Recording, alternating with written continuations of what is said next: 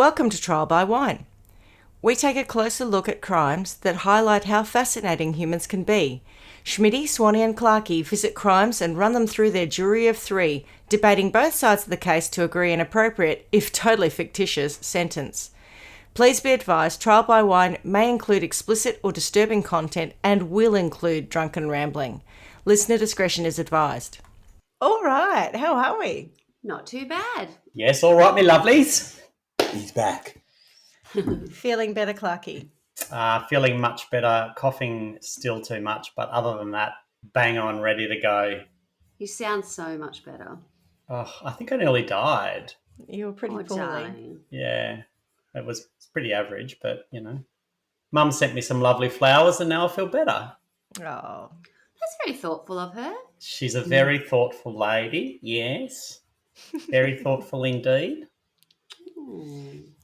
so other than being crook as anything, any other news? Any other news? Not really, because I haven't done anything. Oh, we're back on the wine. That's nice too. Oh, that's a relief. Oh, That is a relief. The world is back in balance. We were a little bit off I there. swear it was spinning off its axis for a while. After losing 4 kilos in 2 weeks. Oh, stop it. Now I'm just jealous. Oh, see, as soon as you mention losing weight, Swanee gets angry. I know. That's a very foolish thing for me to say because I wouldn't want to have been that sick, that's for sure. Yeah, I lost 3 kilos when I had it, yeah. Yeah, now that we're better and we're thinner. Look out. The It's world going is to your balloon. Yeah.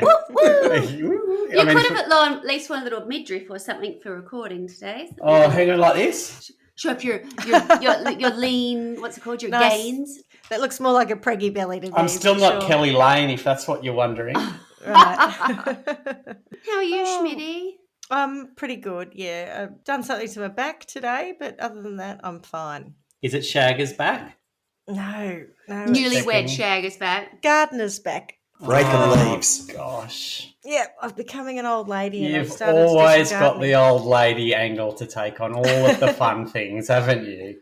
And what about you, Swanee? Well, I don't feel crash hot today either. But you know what I think it is? The fact that you've got 2 teenagers in the house now. Well, no, that's not it, but it does relate to that. So last night we went out for A little dinner. bit of party, yeah. Well, no, we went out and we had a fabulous Chinese dinner. But when I went to bed, my heart was racing. I was like, no one uses MSG anymore, right? You know what? Every single time we go out and have we go out and celebrate with someone, we have like a real decent amount of Chinese because we don't really get it as takeaway.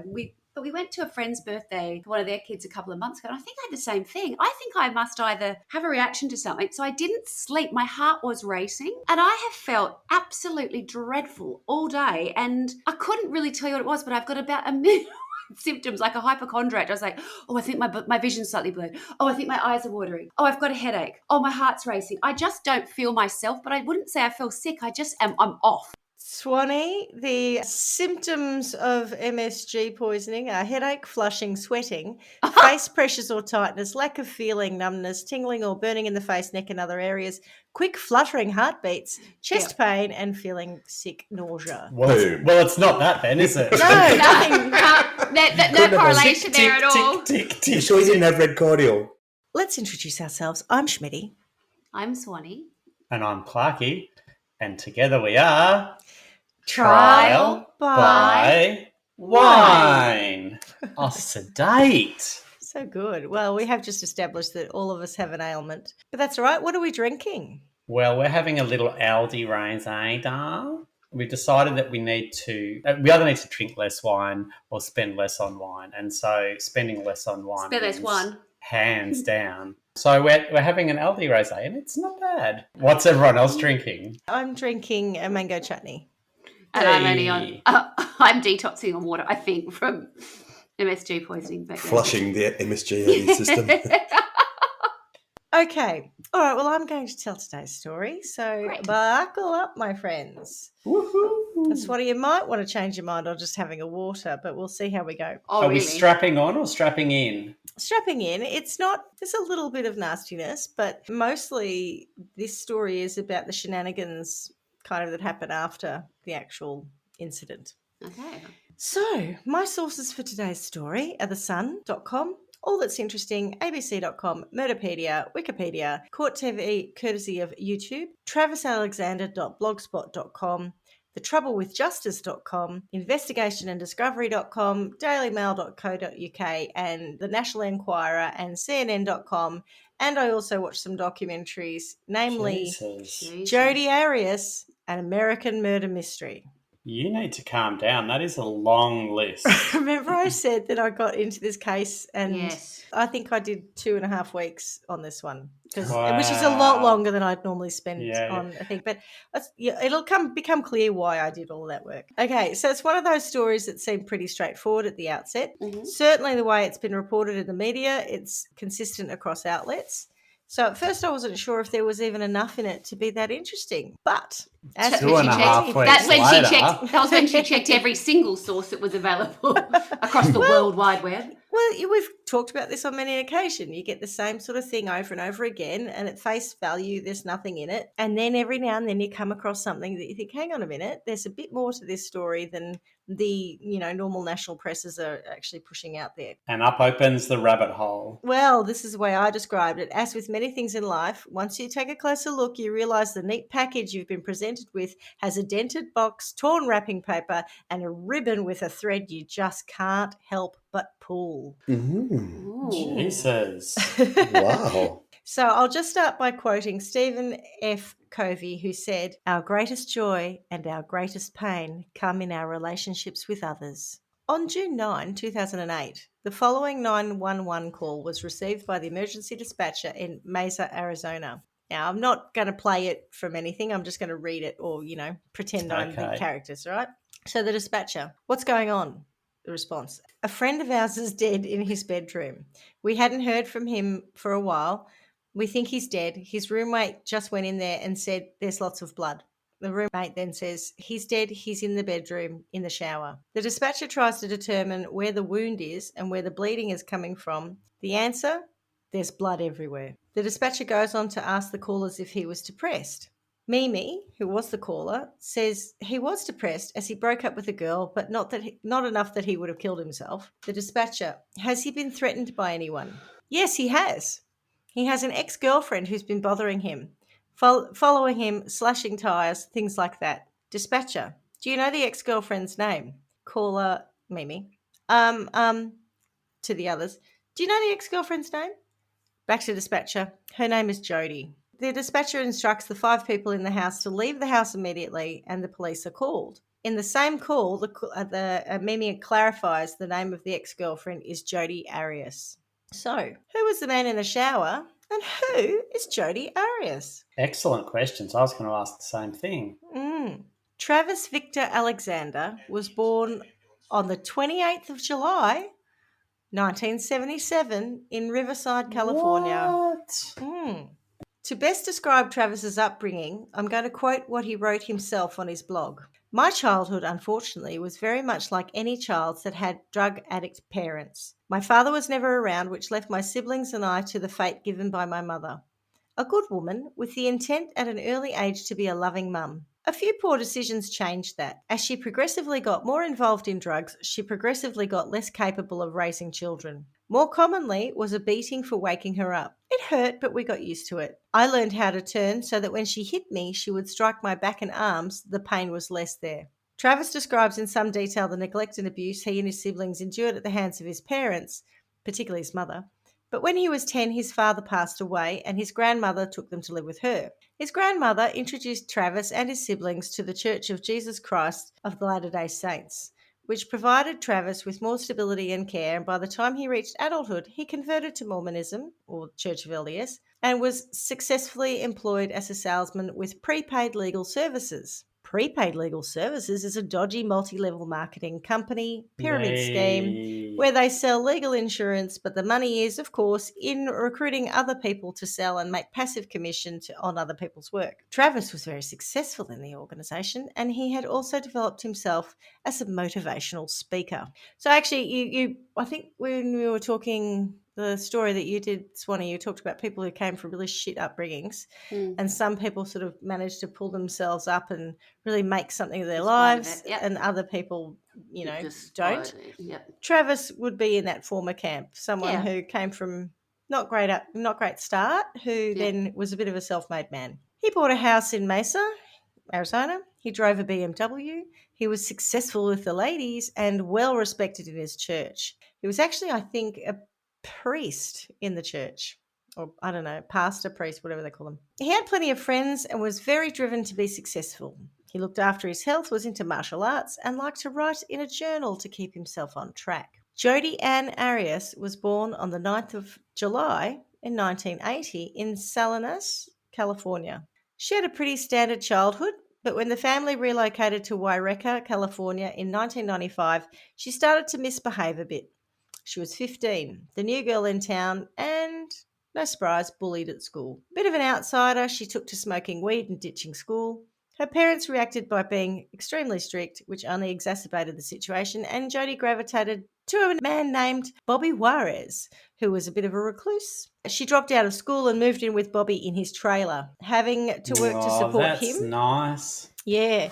Well, he didn't work, so she actually had to, I think she took 2 jobs to support him. Academically, Jodi was very bright, so I know her parents didn't approve, which wouldn't have helped their relationship. But other than what sounds like a teenage girl looking for a way out of unhappy school and home, the situation was, to be honest, pretty unremarkable. Jodi eventually broke up with Bobby as apparently he was a serial cheater. She moved to Big Sur, California, and took a job working for the Ventana Inn and Spa. Her co-workers described her as a pleasant, down-to-earth employee, and again, there wasn't really anything remarkable. She did become involved with a co-worker, a man named Daryl Brewer, who was a bit older than her, quite a bit older than her. Daryl was a single dad, and Jodi got on really well with his son, and things were good for quite some time. In 2008, the financial crisis hit. Daryl and Jodi had bought a 3-bed, 2-bathroom house, and, a bit like now, the mortgage rate skyrocketed and their work in hospitality wasn't covering it. So Jodi started to think about ways to earn more money. A friend of hers introduced her to the idea of,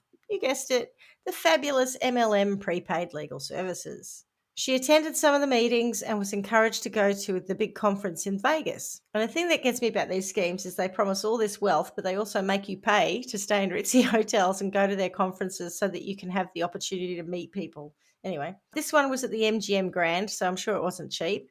And Jodi ended up going with 2 other women who were in the MLM, and she was sharing a ride with them and also the room. So, they're carpooling and saving on the accommodation because she really didn't have much. The conference started on the Thursday night and ran till Sunday. There are about 15,000 people at this event, as prepaid legal services was a big operation with offices across the country. I know, huge, right? To quote Rogers and Hammerstein, "Some enchanted evening, you may see a stranger. You may see a stranger across a crowded room or hotel lobby." And that is exactly what happened. Jodi was standing around talking to a bunch of pretty successful prepaid legal people when Travis made a beeline to her, introducing himself and then talking to the group.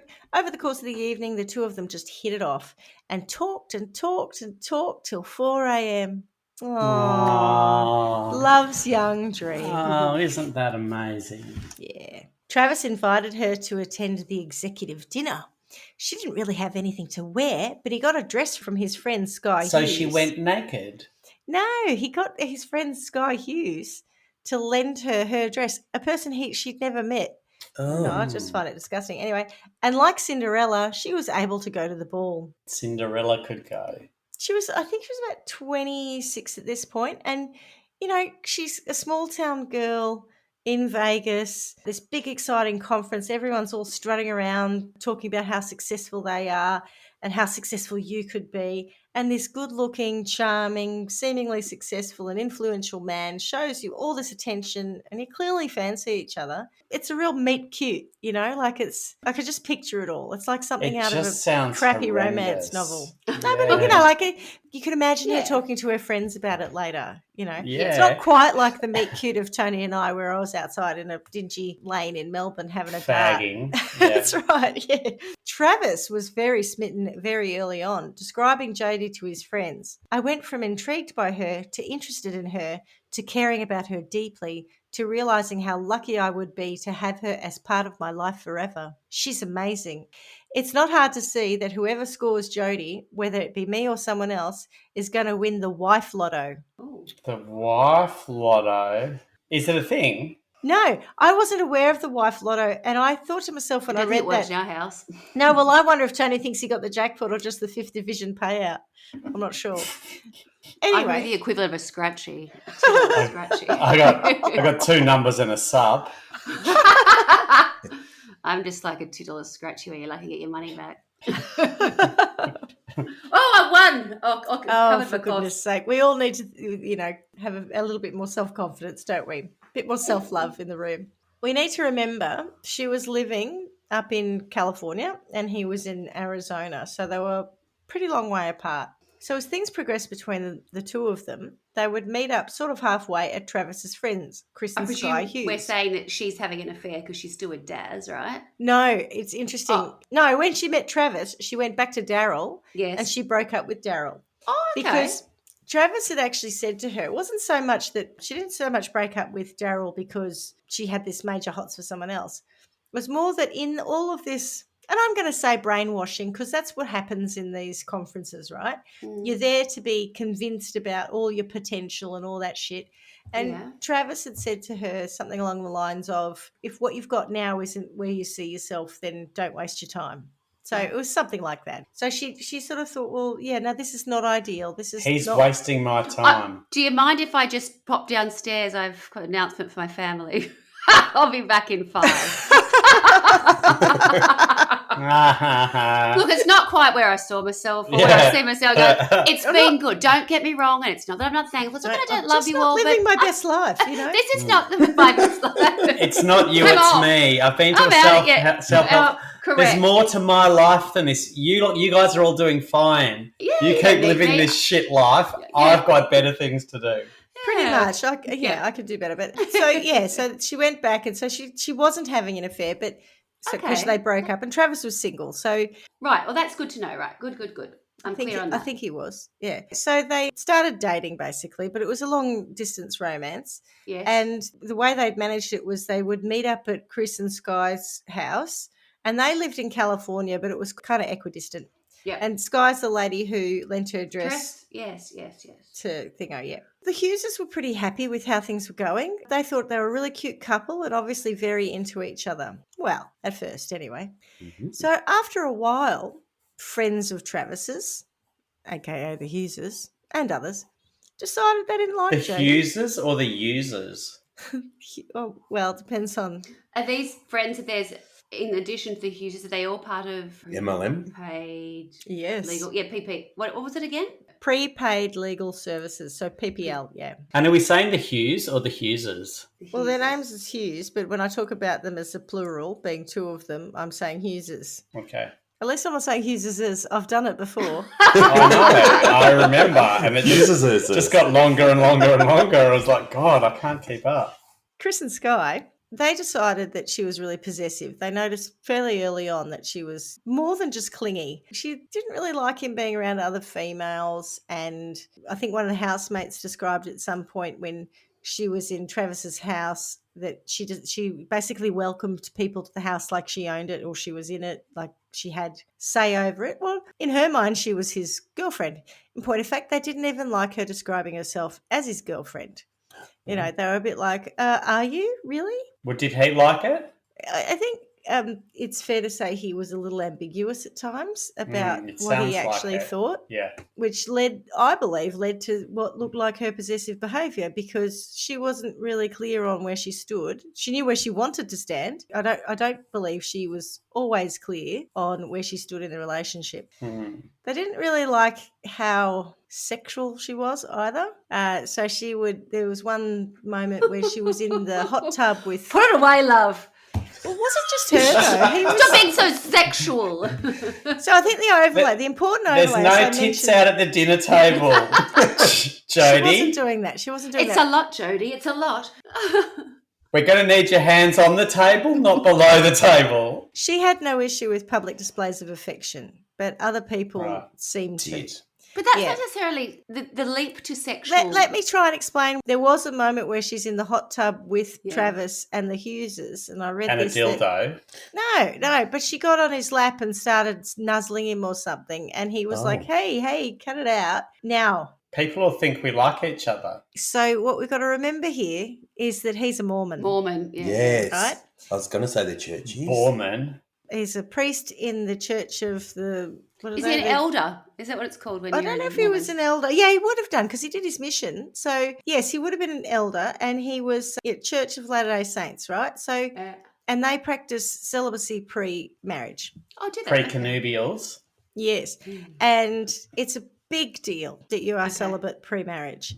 Okay. So his two friends, the Hugheses, they were also in the Church of Latter-day Saints. So her being affectionate to him in front of them, for him was like, no, we can't do that kind of thing. So it's not so much that, well, I wasn't there, but the way it's described from them, she's like throwing herself at him all over him, and he seemed uncomfortable with it, but I can see why he would be It's all uncomfortable with it. relative. Not necessarily that he didn't like it, because trust me, he might just be a liked it. prude. Well, he wasn't a prude, and we'll get on to it. In the spa, maybe. In the spa, in front of other people. Yeah, in yeah. front of other people is the Yeah. important thing. He's got a reputation to uphold. The friends didn't like her. And at one point, the Hughes decided to tell him what they thought. So a bit of an intervention, I suppose, at their house on an occasion when Travis and Jodi were staying there. So imagine this scene. Travis has said to Jodi, who's obviously sleeping in a separate bedroom because it's all in accordance with the tenets of the church, go downstairs. When I'm ready, I'll come down, I'll kiss you goodnight, and I'll say goodnight. And so he stays upstairs talking to Chris and Sky, and he doesn't come downstairs for a while. So she walks back up the stairs, and as she's approaching the room, she hears them talking about her. And they are telling him that basically she's inappropriate for him, not a good call, whatever. She's a horn dog. Well, for whatever reason they didn't like her. The way they describe it is they were horrified to discover Jodi eavesdropping at the door. Oh, as opposed to them talking about it. As opposed to having walked in on people talking about her, that's right. And she describes Sky Hughes. How long was she at the door for? Who cares? Like, she could have been there a minute, she could have been there half an hour. But point is, you're talking about her. But what made me laugh was Sky Hughes said, she gave me this look and it was pure evil. Oh, seriously? Too. Yeah, exactly. Like in that situation, I think I would have done more than give him the side eye. Yeah. I would have cried. It was awful, yeah. You would have cried. Oh, for sure. I would have got caught in my throat and then cried and been embarrassed and tried to let them not know that I heard them talking about me. Yeah. I wouldn't be able to deal with that. But also this other person, I can't remember who it was, said she recalled a time when Jodi was in the kitchen and Sky spent about an hour telling her that no one liked her and that she should break up with Travis. And this person says they were preparing food or something and Jodi was playing with the kids and she was just sitting there listening. She never said a word until Travis came in and eventually they left. And to your point about crying, how humiliating would that have been?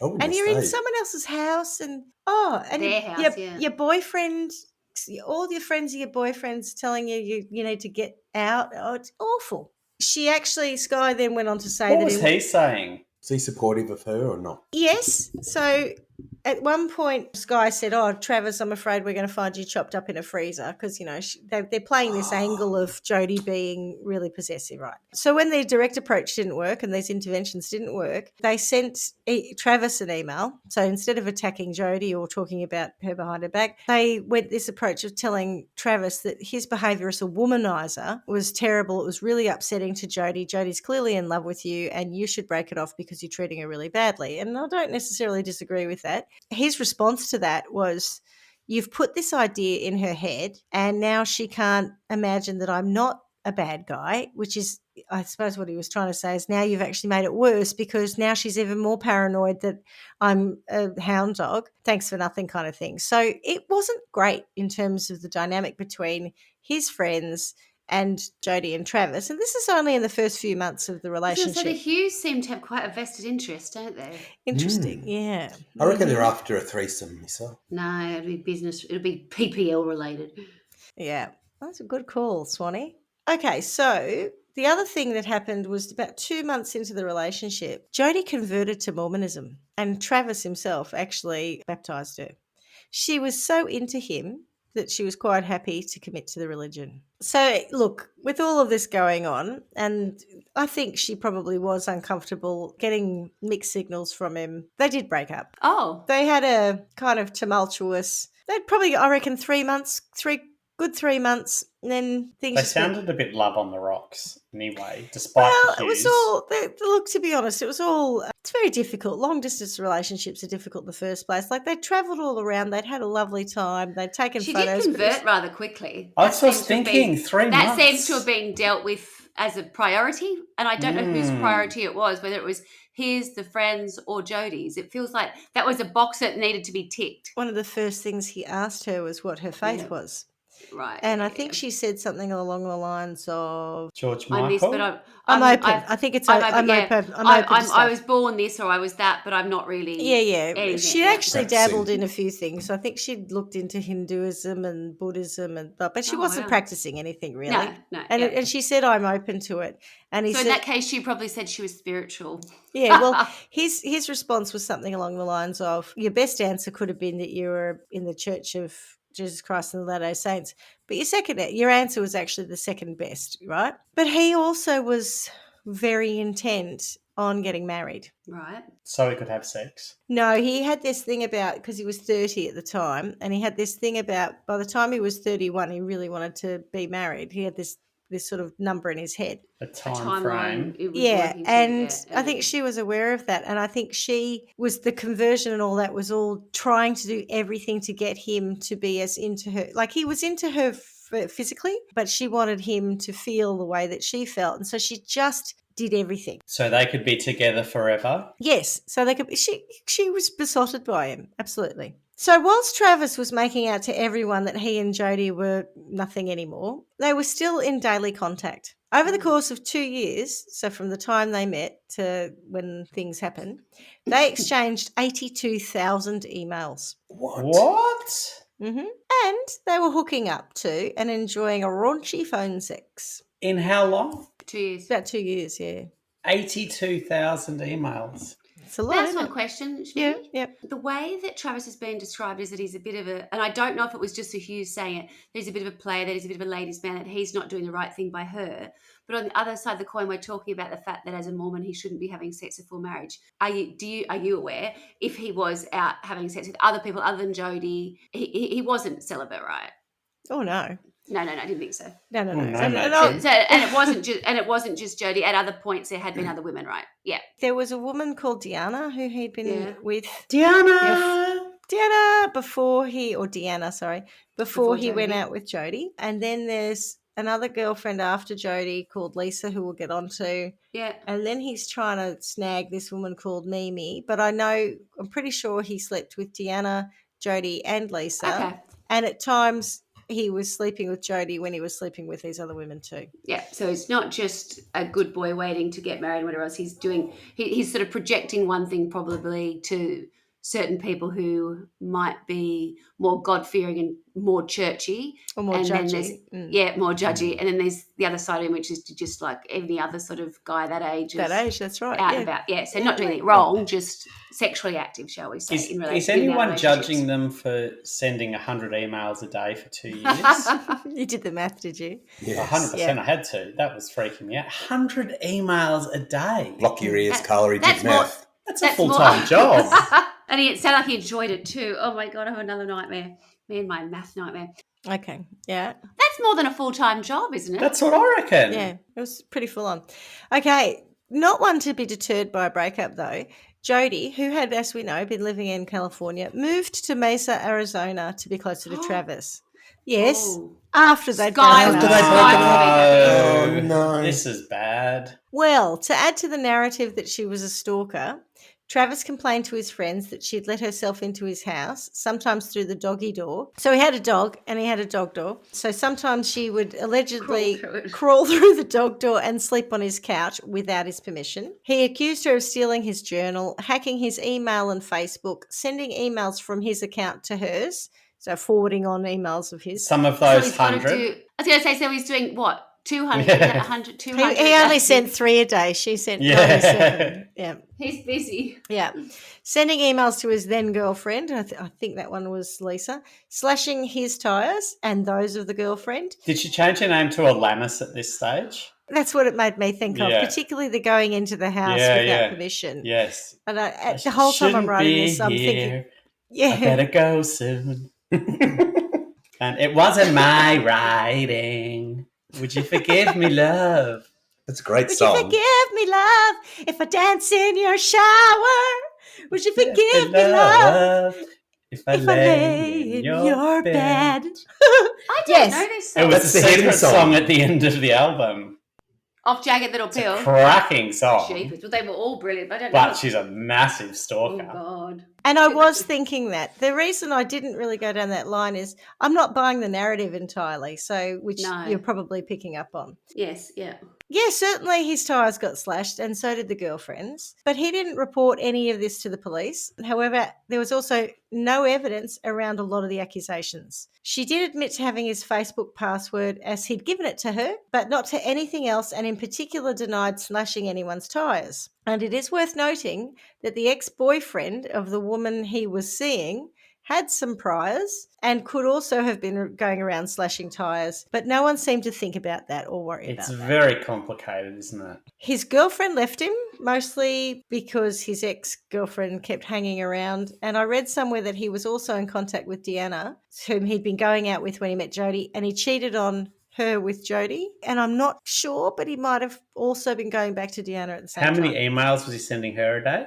I don't know. Okay. Why would we? Why would we investigate anything? Well, that's a good point. Yeah, yeah. At the same time as he's telling everyone she's basically Glenn Close, he's also sending her explicit text messages, which really do have a bit of a Dom sub vibe. Here's one of them. You'll rejoice in being a whore that's sole purpose in life is to be mine, to have animalistic sex with, and to please me in any way I desire. And you are the ultimate slut in bed. Eventually, though, Jodi started to accept that he was never going to treat her as anything other than a booty call, even though she'd converted and seemed to do anything that he wanted. In some of their exchanges, when he was angry with her, he said some, in my opinion, extremely vile things, notably calling her a three-hole wonder, a skank, slut. A three-hole wonder. I just can't, right? Accusing her of doing psycho things and just being pretty nasty to her, really. From what I've read, and there is a lot on this case, she would basically apologise, say things to flatter his ego, he'd get over it, and then he'd be nice again.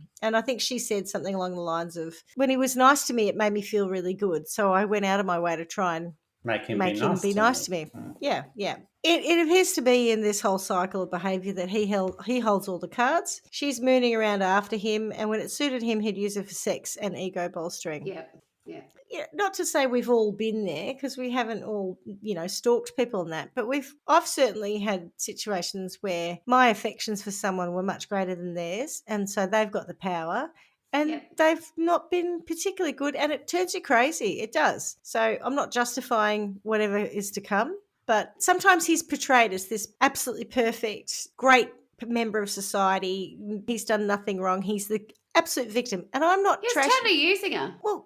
Yeah. As like a little, as a sort of like rough sex on the side kind of thing while he's portraying himself as, the man of the church and man of PPL or whatever else. So all that stuff that he's saying to her, oh, she's a little bit crazy. Oh, she's doing this, she's doing that. But in his own mind, he was enjoying it because he could dominate her, make her feel worthless or whatever else and still get his rocks off. Sometimes he'd be annoyed with her for sneaking into his house. Other times he'd take her upstairs and have sex with her. Yeah, exactly. Yeah. Yeah, he was mostly annoyed with her when he was on the couch with another girlfriend. She'd show up. And she climbs in the doggy door. Yeah. And the other, you're embarrassing the other girl, yourself, no, what Jodi. the Get out. fuck, Jodi? You could have knocked at the front door. Jesus Christ. I tell you what, well, you that's have why- more success in the front door than you will the doggy door, doll. Walk in, not crawl in. It's part of the reason that Lisa left him because she's like, what's with this woman? What's who with just your keeps popping up?" dog? Very weird. Right. So eventually around March 2008, after nearly a year of hanging around hoping he'd realise he loved her, whilst Travis was out there shopping around for a good wife that would fit his LDS and PPL image, Jodi figured she should get some distance and hopefully some self-respect, and she moved back to California to live with her grandparents in Wairika. Of course, they were still in contact, though, and had engaged in some sexy time in April 2008. What? So they were still hooking up, even though she moved back to Wairika in California in the Did March. she go back to Arizona for that, or was that like He an online visited her thing? too. Oh. So it wasn't like she Oh. was driving there, climbing in the doggy door, waiting in his bed till he got home, and then they'd do it. He was going. Yes, when she was so for Sometimes. about so they broke up in about May, I think, 2007.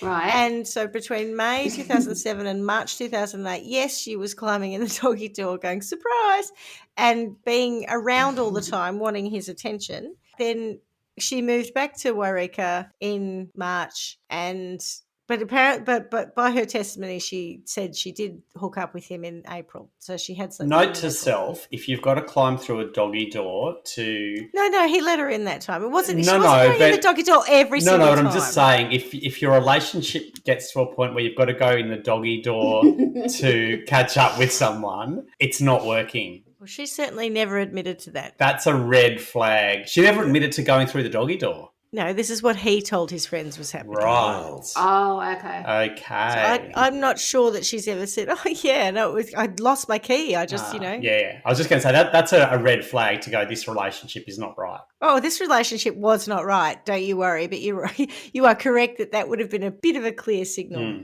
Right. But also, he didn't say, "Get out of my house and never come back," and then stand by that. Do you want to know the weirdest thing? No. It's I not. can't No, there are so imagine. many weird things. I was gonna coming. say, There's so many weird yeah. things about to come around the corner. But also, his housemates and his friends and all the rest said that when he was home, he never locked the door. So why And she she still went in the doggy door. Oh, my Lord. Well, I suppose he mustn't have been there. And Is so she that's little? why she went in the doggy door. Like she can't reach the door handle. 5'6". No, she's bigger than that. Okay. She's 5'6". Yeah. Yeah. Who was he living with, Schmidty? Sorry. He had 2 housemates. Okay. Did they see her climb in the doggy door? No, I don't think so. They didn't like her though. And the No, woman no. who left him didn't see her climb in the doggy door? She might have. I think Lisa might have been the Right. person who said that she'd just show up. I'm not sure. I don't know who said the doggy door thing. Yeah. Lisa definitely said she'd just show up. I think Lisa might have even said one time they fell asleep on the couch together, and when they woke up, she was standing over them. Like she was there standing up. So, Ew. and I think that's where the idea of the doggy door came along. Then Travis met a woman called Mimi, who he thought was the right fit for his image. Mimi's shouldn't be a name. It's a nickname. I can't remember what her real name is. He pursued Mimi for a bit and invited her on a work trip to Cancun with Oh. Chris and Sky Hughes. What a coincidence. Oh, the Hughes are back. Because it was a PPL thing. It was one of those Oh, work yeah. conferences. Mimi decided she just wanted to be friends, but as the trip was already booked and she was down as travelling with him, Travis said, fine, we'll just go as friends, come anyway. And at this time, he was also thinking back to a past girlfriend, Lisa, who he decided he wasn't quite over and, she was probably the perfect person. This is the one he'd seen after Jodi, but he was still sleeping with Jodi on and off too. He seemed to be very occupied for his quest for a wife, as I said, because he decided to be married, or at least with his future wife, by July 2008, which was his 31st birthday. And he wrote all about it on his blog, so he wasn't secret about that. So there is a blog post in there. I think it's called Why I Want a Gold Digger. But what he's talking about isn't a gold digger from someone after his money, someone who digs for the gold within him, I think is the What? essence That's of not a thing. of his post. Anyway, he's just a normal 30-year-old, right? He's like, Nah, I'm not. If people have to go digging for the gold inside you, there's something wrong with you. What my point is, I'm not a fan, Correct. but also he's not a monster in any way. He's just a flog. He's just a bit of a flog, yeah. He's just an ordinary kind of player, really. But he is interested in getting married, so he will settle down at some point. That's his plan. He will he? That's his plan. Once he has his baby at 31 or whatever. No, because his grandmother had grandchildren or children at 31, and that's why he decided he was too old to continue just being single. So anyway, it's around this time, so I think might be May 2008, texts and emails between Jodi and Travis suggest that they had some kind of a fight, with Travis calling Jodi a sociopath. As opposed to just a whore and a The three-hole wonder. Yeah. Oh, Three-hole wonder. Gosh, things have really taken a turn, haven't they? Which From that to three you're a holes is he psychopath. referring Oh. to? Her ears. And nostrils? Yeah, And nostrils. That's four there's already. 4. Well, he even said at the same time to some of his friends, don't be surprised if you find me dead one day. Well, of course they're going to one day. Like, you're going to live Hello. forever, you idiot. Okay, all right, settle. And around the same time, Jodi had a bit of a budding romance happening with someone else. It was a new thing that had just started with a guy called Ryan Burns. And Ryan, she had met at a conference in Oklahoma in April 2008. They hit it off and were talking on the phone a few times a week, getting to know each other. And they agreed that Jodi should go to Utah in early June to attend a conference. I swear all these people do is go to conferences.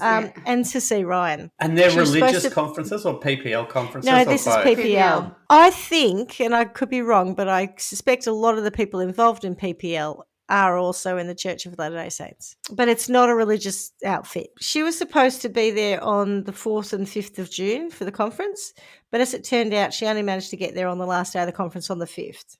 She had a total nightmare journey. California to Utah is a long old drive, made worse when you go the wrong way and end up having to sleep in your car, which is what Jodi said happened to her and why she didn't get to see Ryan until the last day. I also read that she'd organised to go to some other places to make it look like she wasn't just going to Utah to see Ryan, so she didn't want to look desperate. God forbid. Not again. No, that's right. She hit the road on the 3rd of June, and when she eventually arrived on the 5th of June, after all this direction mayhem and whatever, she and Ryan enjoyed each other's company at the conference and they exchanged some steamy kisses and cuddles. On the 9th of June, friends of Travis, who he hadn't seen or heard from for days, as he wasn't responding to calls or texts. In fact, Mimi, the one that was going to Cancun with him, she decided to go around his house to see if everything was all right. But Travis didn't live alone. He had 2 housemates. Although, being a house of men, they didn't actually have much to do one another. Apparently, they also didn't answer the door unless they were expecting someone. So when Mimi went round about 10 o'clock and no one answered the door, just knocking on the door. So she rang some other friends and they managed to get on to another ex-housemate who knew Travis's garage door code, and they let themselves into the house through the garage door. They noticed that when you walked into the house, you go through the garage and there's a den there, I think, and then you go into sort of the main living area. There was a carpet cleaner, like a carpet shampooer, in the middle of the room, and all the furniture had been pushed back, like someone had lifted the furniture up and the rugs out the way to clean the carpets. Calling around for Travis with no response, and after opening a dog gate that was left on the stairs and going up, they found his bedroom door locked, which was unusual. They eventually managed to get one of the housemates, Zach, who apparently was in a bedroom just on the other side of the landing, so I'm not quite sure why he didn't hear everyone walk into his house. He was with his girlfriend. They were watching a movie, apparently. Oh, one of those. He was able to find a key and he let them into the bedroom. The master bedroom is on the top floor to the left of the landing. So as you walk up the stairs, it's to the left. And when you walk into the master bedroom, it's a big room, sort of directly ahead of you is the door to a large walk-in robe. And then just before that and turning right is a hallway. And both you can walk through to the bathroom via the walk-in robe and the hallway, which run parallel to each other. So they go in there, and the first thing that Zach sees is a bit of a blood spatter mess at the entrance to the hall. So it's on the carpet, but it also follows. So he goes along, he sees blood on the carpet, he sees blood on the hallway. I believe he goes through the walk-in robe, through to the bathroom where he finds Travis's body in the shower. Travis's body was sitting in the tray of the shower with Shower recess?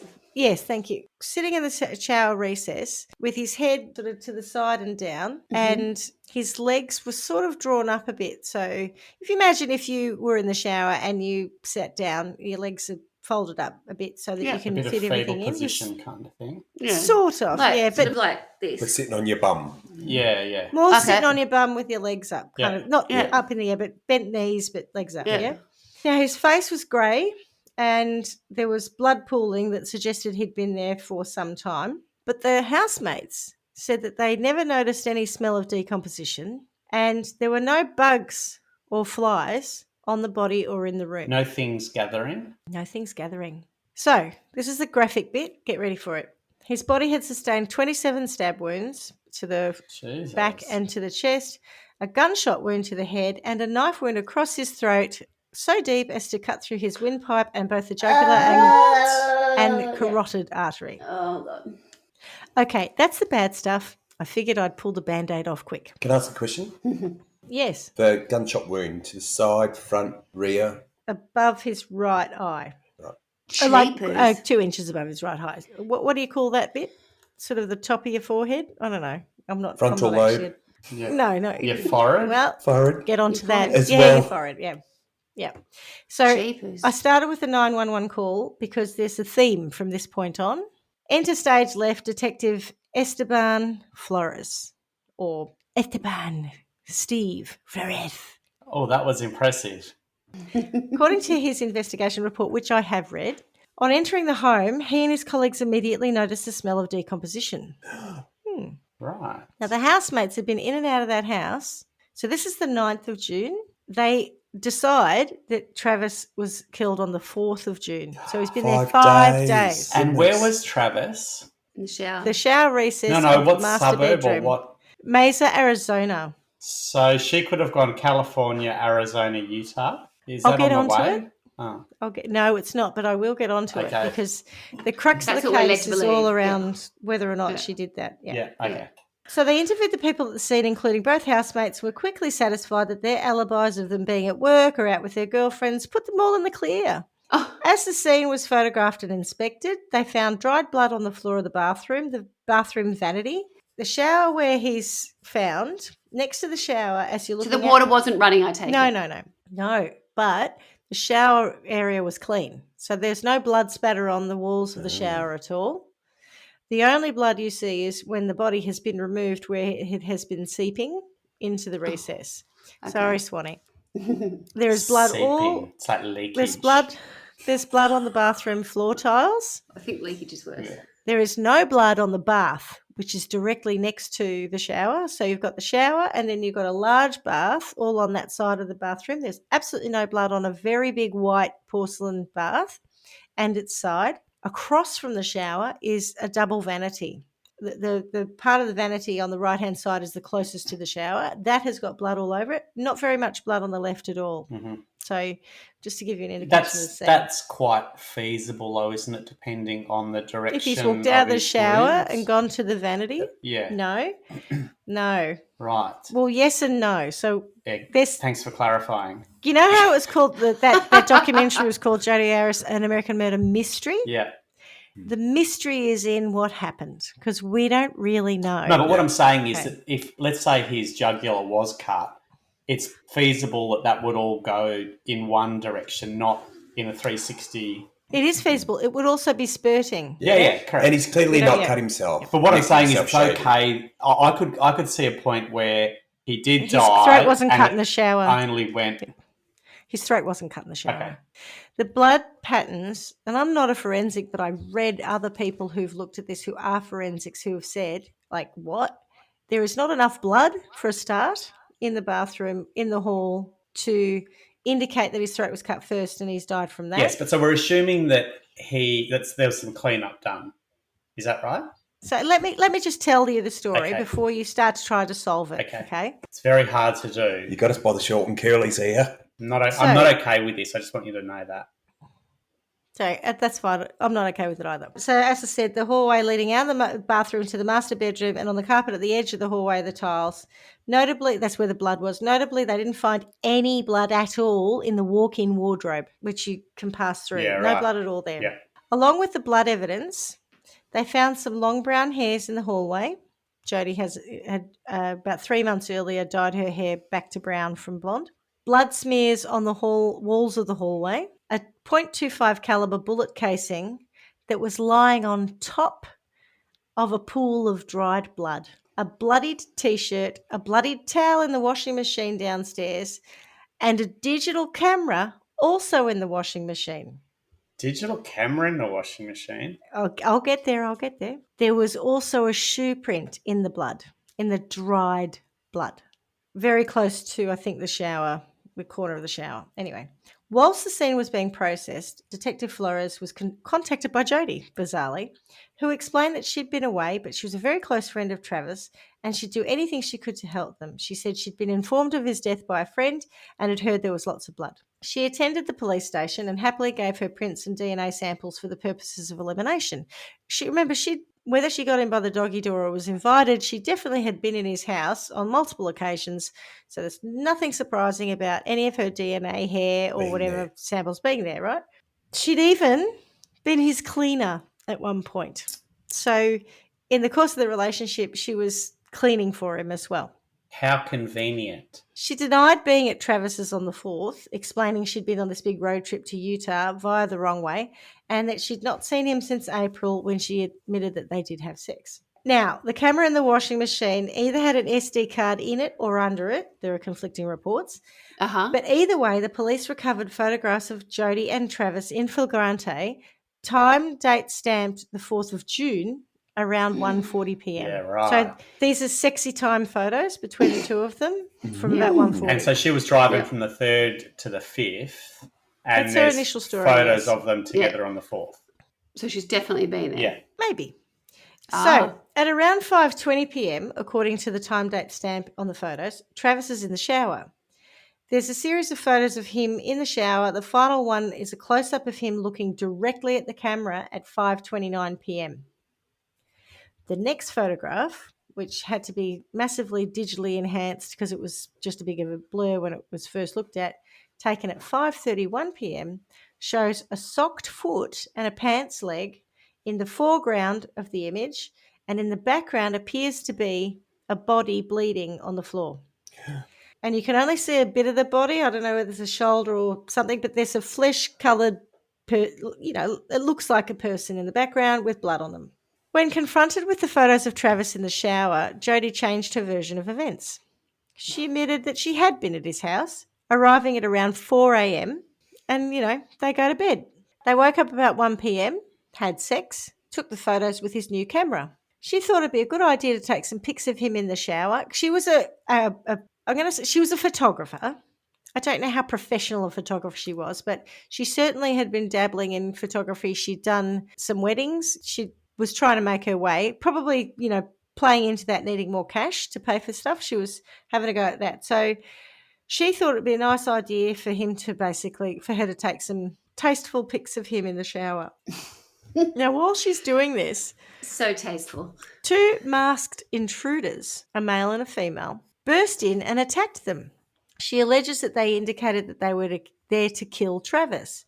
They found her, they got her, according to her, they get her license or a registration card out of her handbag, and they know where she, they work out where she lives and whatever, and they tell her if she tells anyone that anything that's happened, they will kill her and her family. She said the aggressor threatening her sliced her hand with a knife in the initial fight, but they let her go, and she jumps in her car and she drives off to Salt Lake City. To see Ryan. Well, strangely, Have some Detective sexy Flores... time because she's chomping at the bit after all of that blood and violence. Strangely, Detective Flores didn't go for this version of events. Wow. And he charged her with murder. Oh, straight up.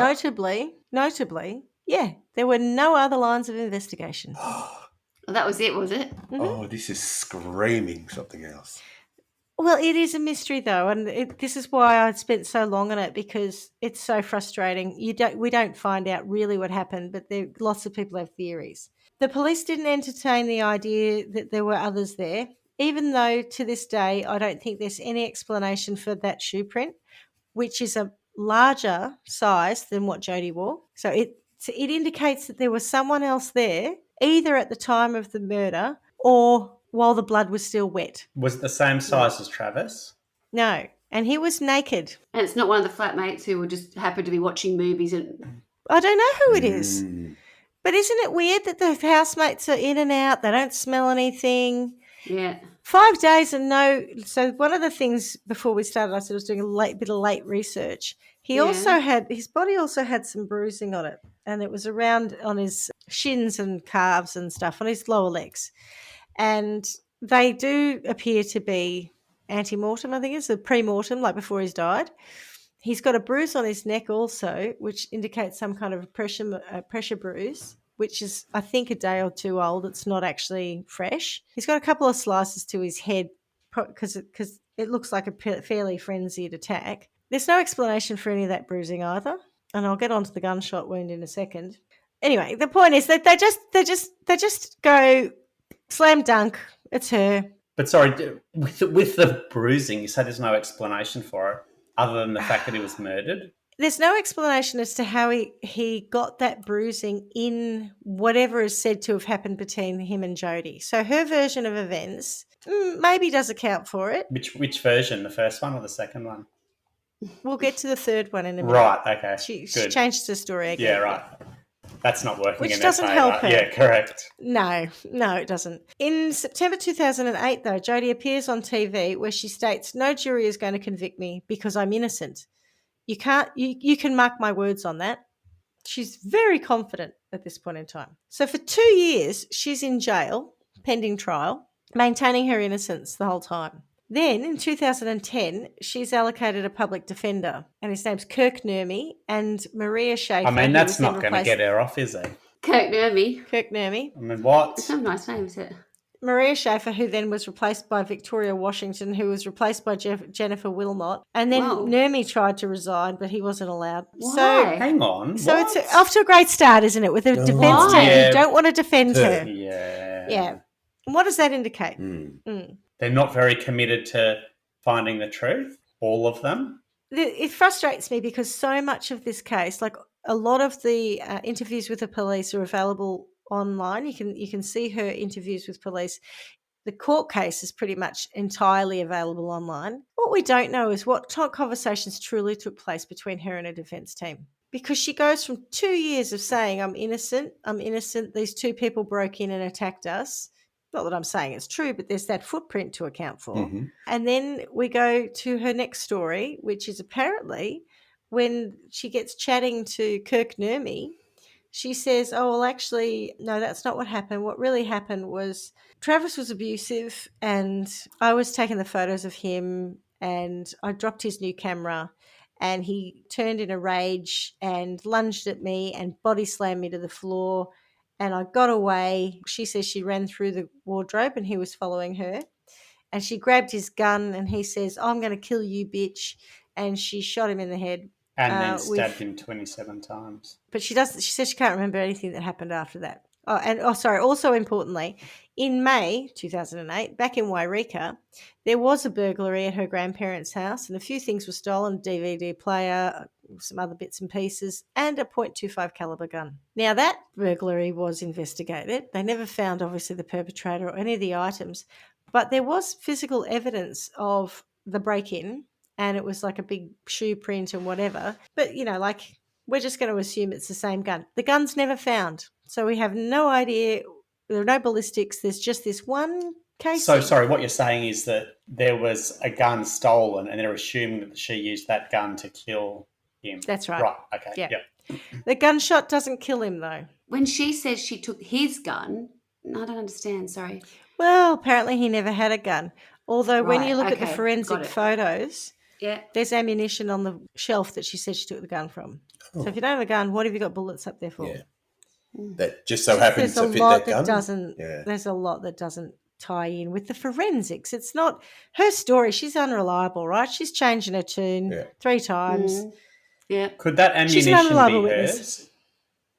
No, it's unlikely. She would. So there's a theory that with the gunshot, she shoots him. The bullet glances off the forehead because it's a .25 caliber. It's a very small gun, unless she's like point blank. Yeah. This gunshot was not at point blank range. It was several feet away. So it's glanced off the forehead, which is one of the hardest part of your head. It's passed, sorry, Carla, through the sinus passage. So it passes through not the sinus passages. And so it shoots down that way and it gets, it could well have deflected off the forehead and it ends up in his cheek. It doesn't exit and there was no evidence of it actually entering his frontal lobe. Back to your thing about frontal lobe earlier. Couldn't be 2 shots? No, it was just the one shot. It's no exit wound. There's only one entry wound. That he was in the bath and shot in the bath because they're shooting down because you were saying Remember the photos, though. This is why it's hard because you've got photos of him in the shower at 5:29 and then he's lying on the ground bleeding at 5:31. 2 minutes. So the question is, was he shot first or last? And that becomes important, right? She says she shot him first because he's chasing her and she shoots him and then she can't remember what happened. Okay, that's allegedly what happens there. So where did I get to? So we move to the trial. She's pleading guilty and trying to get a plea deal, but the prosecution, who's Mr. Juan Martinez, who was not very impressed by her TV interview saying that no one will ever convict her, basically sees it as a gauntlet thrown down, wants her to have the maximum penalty in Arizona for murder in the first degree, which is the death penalty. Right. So in order to get the death penalty, though, he needs to prove not only that this was murder in the first, but also it was premeditated. So the trial is not questioning whether she's guilty. This is because she's pled guilty. This trial is about, did she go there to kill him? And how much do we need to punish her? Oh, we got to kill her. We have got to kill her. I'll get on to that. So whilst the trial is finally getting underway, and the trial was actually 5 years, I think, after she was arrested, the media have whipped up to such a frenzy around the case, releasing images of Jodi in police custody, commenting on her bizarre behaviour. And her bizarre behaviour was when she was first arrested, her mugshot is like, she's like, hey, like she doesn't look remotely guilty, stressed out or anything in the mugshot. You might indicate that she's like, this is all a fuck up, I haven't done anything. Or she's a psychopath, one or the other. She's talking to the police. They leave the room. She does a yoga handstand against the wall at one point. And to what end? Sings, probably stress relief. She's been in there for hours. So, she just does a bit of a handstand. She sings to herself a few times. She talks to herself a few times. Oh, Holy Night, I think. Oh, Holy Night, the stars are brightly shining, I think. Bad choice. She's just, but I could see myself talking to myself. It's not even Christmas, it's June or... It doesn't matter. I talk to myself all the time. I sing all the time. Anyone singing Christmas carols outside of Christmas is making a bad song choice. Point is, I don't think it was that, but it wasn't normal. But it wasn't like no. But the point is, crazy Christmas behaviour. But carols they made are for out Christmas. Easter, what are they called? Hot cross buns are for Easter.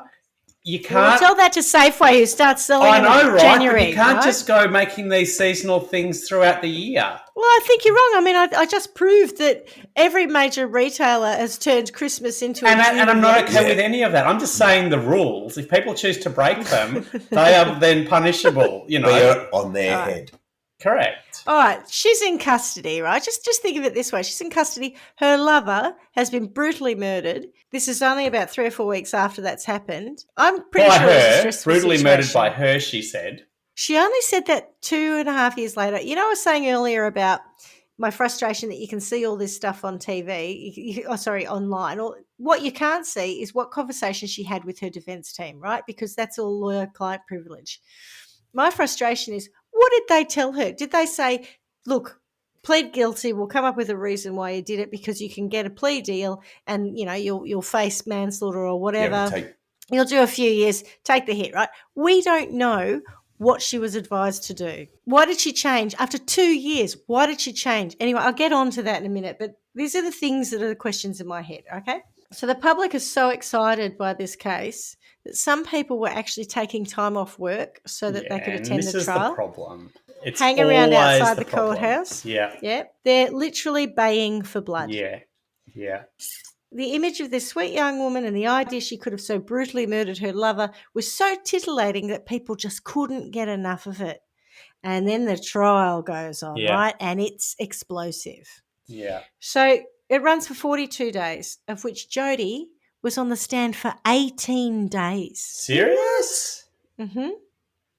Now, if I went and did a blow-by-blow... Is she slow to respond? No. Jodi, can you tell us where you were at this point? And then 3 days later, I was at Ryan's house. I'll tell you what, not her slow to respond. The arsehole prosecutor, and the dickhead defence are just spending the whole time objection. Like, it's so slow because of the process of and the judge appears to have absolutely no control over the trial whatsoever. It's hard to do your nails and conduct a criminal trial at the same time. I think it was might not have been her. She might not have had the level of experience required to manage such a high-profile when I said case. do your nails, I actually didn't realise that the judge was a female. I was just saying, I'm doing something. Super sexist. What I'm actually saying is that it was completely non-gender related, but just I've got something better to do than do this stupid case. So I won't have any control. Was the trial in Mesa, Schmidty? Maripoca, I think. I just wondered if it was where she was, where he was from, where she was, not where she was from. It was the local. I think it was pretty local. much local Okay. county, local court. Yeah. Okay. Look, I do have some details around it, but if I went through a blow by blow, obviously 42 days and 18 days of her on the stand, we'd be here Please don't. for a long time, Yeah. right? So Juan Martinez repeatedly committed prosecutorial misconduct, yelling at, belittling and badgering expert witnesses as well as Jodi. The medical examiner's report very clearly stated the bullet to the forehead had glanced off the bone. And by the way, I have read the autopsy report, so I can say this categorically. He says that the bullet to the forehead glanced off the bone, travelled through the sinus to lodge in the left cheek. There was no indication that the bullet had entered the brain, and therefore was in his opinion that this shot was delivered first and was not the cause of death and would not have incapacitated the victim initially. Of the 27 knife wounds, only one pierced the breastbone and the heart, which could have been the fatal wound. The throat was cut, sorry, Carla, the throat was cut through the carotid and jugular and trachea. The spine and neck was not broken. This is What with? Do we know what with, for instance? Kitchen Like, where were the knife. knives from? We never found it. We don't know, but it's consistent with the sort of 6-inch steak knife, not steak knife, kitchen knife. Okay. So Detective Flores testified that the gunshot was inflicted first. The prosecution postulated that Jodi and Travis had struggled, no accounting for the blood spatter on the sink, by the way, and she had got him down on the floor of the hallway, stabbing him repeatedly and cutting his throat, which they kept talking about as the death strike, right? It's just what they're saying happened, Carla. Mm-hmm. Then she allegedly dragged his lifeless body back into the bathroom and put him in the shower, cleaned up a bit, bagged the gun, knife, socks she'd been wearing, thrown the towel and the camera in the wash after deleting the pictures on the camera, and left. Okay, so she pled guilty, so why are we even trying to work out what happened? Because that's the duty. No, we have to prove that she planned it to get the death penalty. Yeah. Okay. So the defence leans hard that she was the victim of abuse who had to kill to survive his rage, though there's no evidence that he was ever physically abusive. There's no mention in texts, emails, recorded phone calls or a journal of him being abusive. She reckons that she took them out, or no, what is it? The law of attraction? She says she never wrote anything negative down because it'll attract negative into her life. So you're not supposed to do that. She was living by the law of attraction. There's plenty of evidence, though, of emotional abuse, I've got to say. So what did they find to prove premeditation? Several days before she left Utah via Arizona and Nevada, Jodi got on to her ex-boyfriend, Daryl, asking to borrow 2 5-gallon gas cans for a trip. She rented a white Ford Focus in Redding, California, which is quite a long way from Wairika, and told the rental company she was just going to be driving locally. On the 3rd of June, receipts presented at trial showed that Jodi had purchased a third 5-gallon gas can, sunblock and facial cleanser from Walmart in Salinas, California. So we know she was in California on the 3rd of June. That evening at an Arcos gas station in Pasadena, California, she purchased 8.301 gallons of gasoline with her debit MasterCard and 4 minutes later purchased another 9.59 gallons of gas with cash. The MasterCard was used again on the 6th of June, 2008, so the day after she arrived back in At Ryan's Utah. house? Yep, 3 times at a Tesoro gas station in Salt Lake City, at a Pilot Flying J Travel Center in Winnemucca, Nevada, and a 7-Eleven in Sparks, Nevada. Jodi left voicemails on Travis's phone on the 4th of June after she'd left the property, which this is what the prosecution alleges. What property? Travis's. So, Travis's. which the prosecution alleged was her pretending to not know he was dead and trying to get an alibi for herself. They also suggested she'd accessed his voicemail, but I don't know that there was any proof of that. When the rental car was returned on the 7th of June, 5 days after it was rented, it had been driven 2,800 miles. To your question earlier, Paul, about how that short drive from California down to Arizona and up to Utah. That's many. The floor mats were missing and the front and rear seats had stains on them. The rental guy said looked a bit like Kool-Aid, which he had cleaned. As it had been cleaned, the police did not examine the vehicle. Oh. Now, if we're supposed to be led to believe that the front and rear seats were covered in blood. Hang on, is that what we're saying? Well, it's implied that the rental car was covered in blood because she had driven blood-soaked out of it. Because she would have, right? If she'd stabbed this guy repeatedly, cut his throat, dragged him around, all the rest, and if she hadn't cleaned herself off in the house, there was a good chance that there'd be blood in the car. But why would it be in both front seats and the back seats and all over the mats? You know, the mats were missing from the car. They'd been removed. And there was what looked like Kool-Aid stains on the front and rear seats of this car. What was she doing? Having a little roll Both around? front seats? Both front Kool-Aid seats. And back. oil? Yes, I Kool-Aid. reckon what she's done, she's she slept in the passenger seat because the steering wheel's in the way. Not covered in blood, though. Who knows? No. No. But also, they didn't examine the vehicle, right? So luminol, you would be able to find traces of blood in that car. Of course. Doesn't matter how well you bloody cleaned it. You can't, and any good defence lawyer should have said, where's the evidence of that? Correct. And if they haven't tested it's just a testimony from someone. It's hearsay. It's rubbish. rubbish. Bit of Kool-Aid. I cleaned it. Mm. There was cordial stains in the seat, therefore it's blood. Yes. Ryan Burns and others who met Arias in Utah after the killing indicated she had, I think they said bandages, but I'm going to go with Band-Aids because she had a very small cut on her hands, and she wore long sleeve on the day when it was very hot. She's told different stories about how she received the cuts on her hands.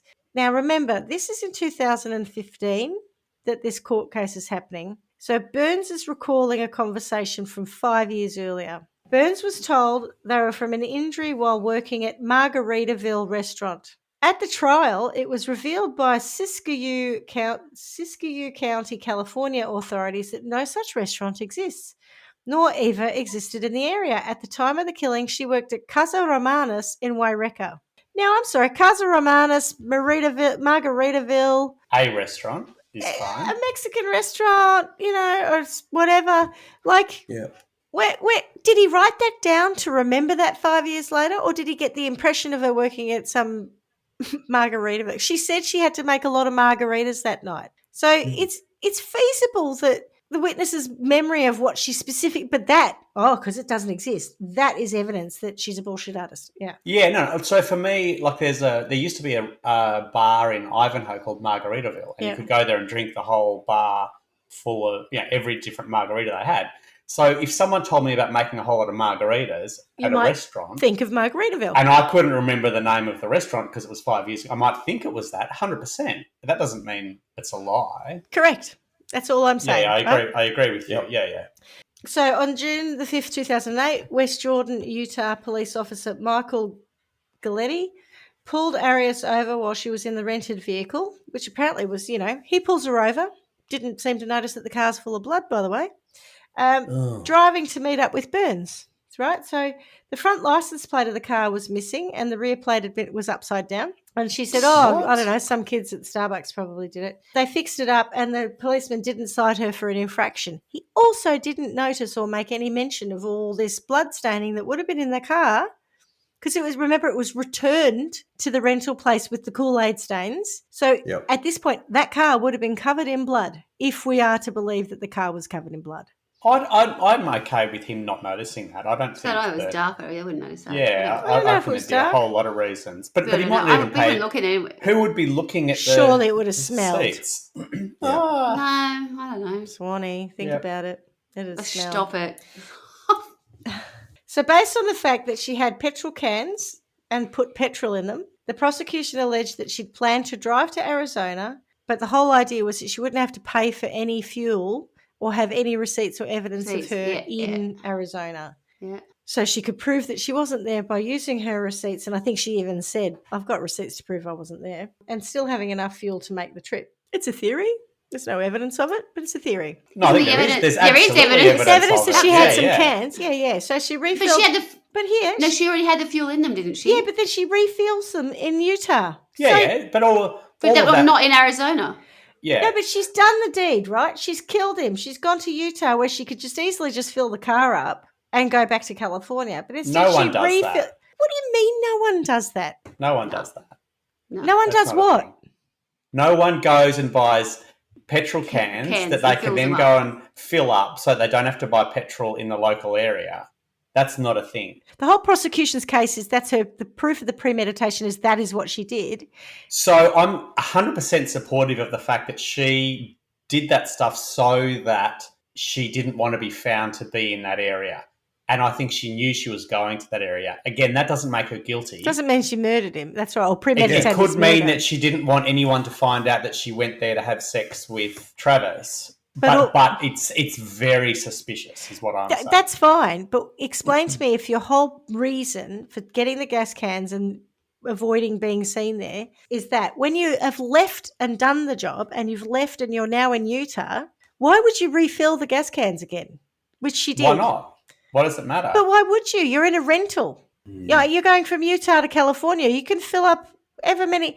Maybe because, according to her, she was doing it because of petrol prices. I don't know what it was. Anyway, weird. Or it's just a really long journey and I don't want to run out of petrol in the middle of nowhere. So I've got some gas cans to make sure I don't run out of petrol. Maybe she had things to hide on the way from Utah to California. And if she had that petrol, she could go off.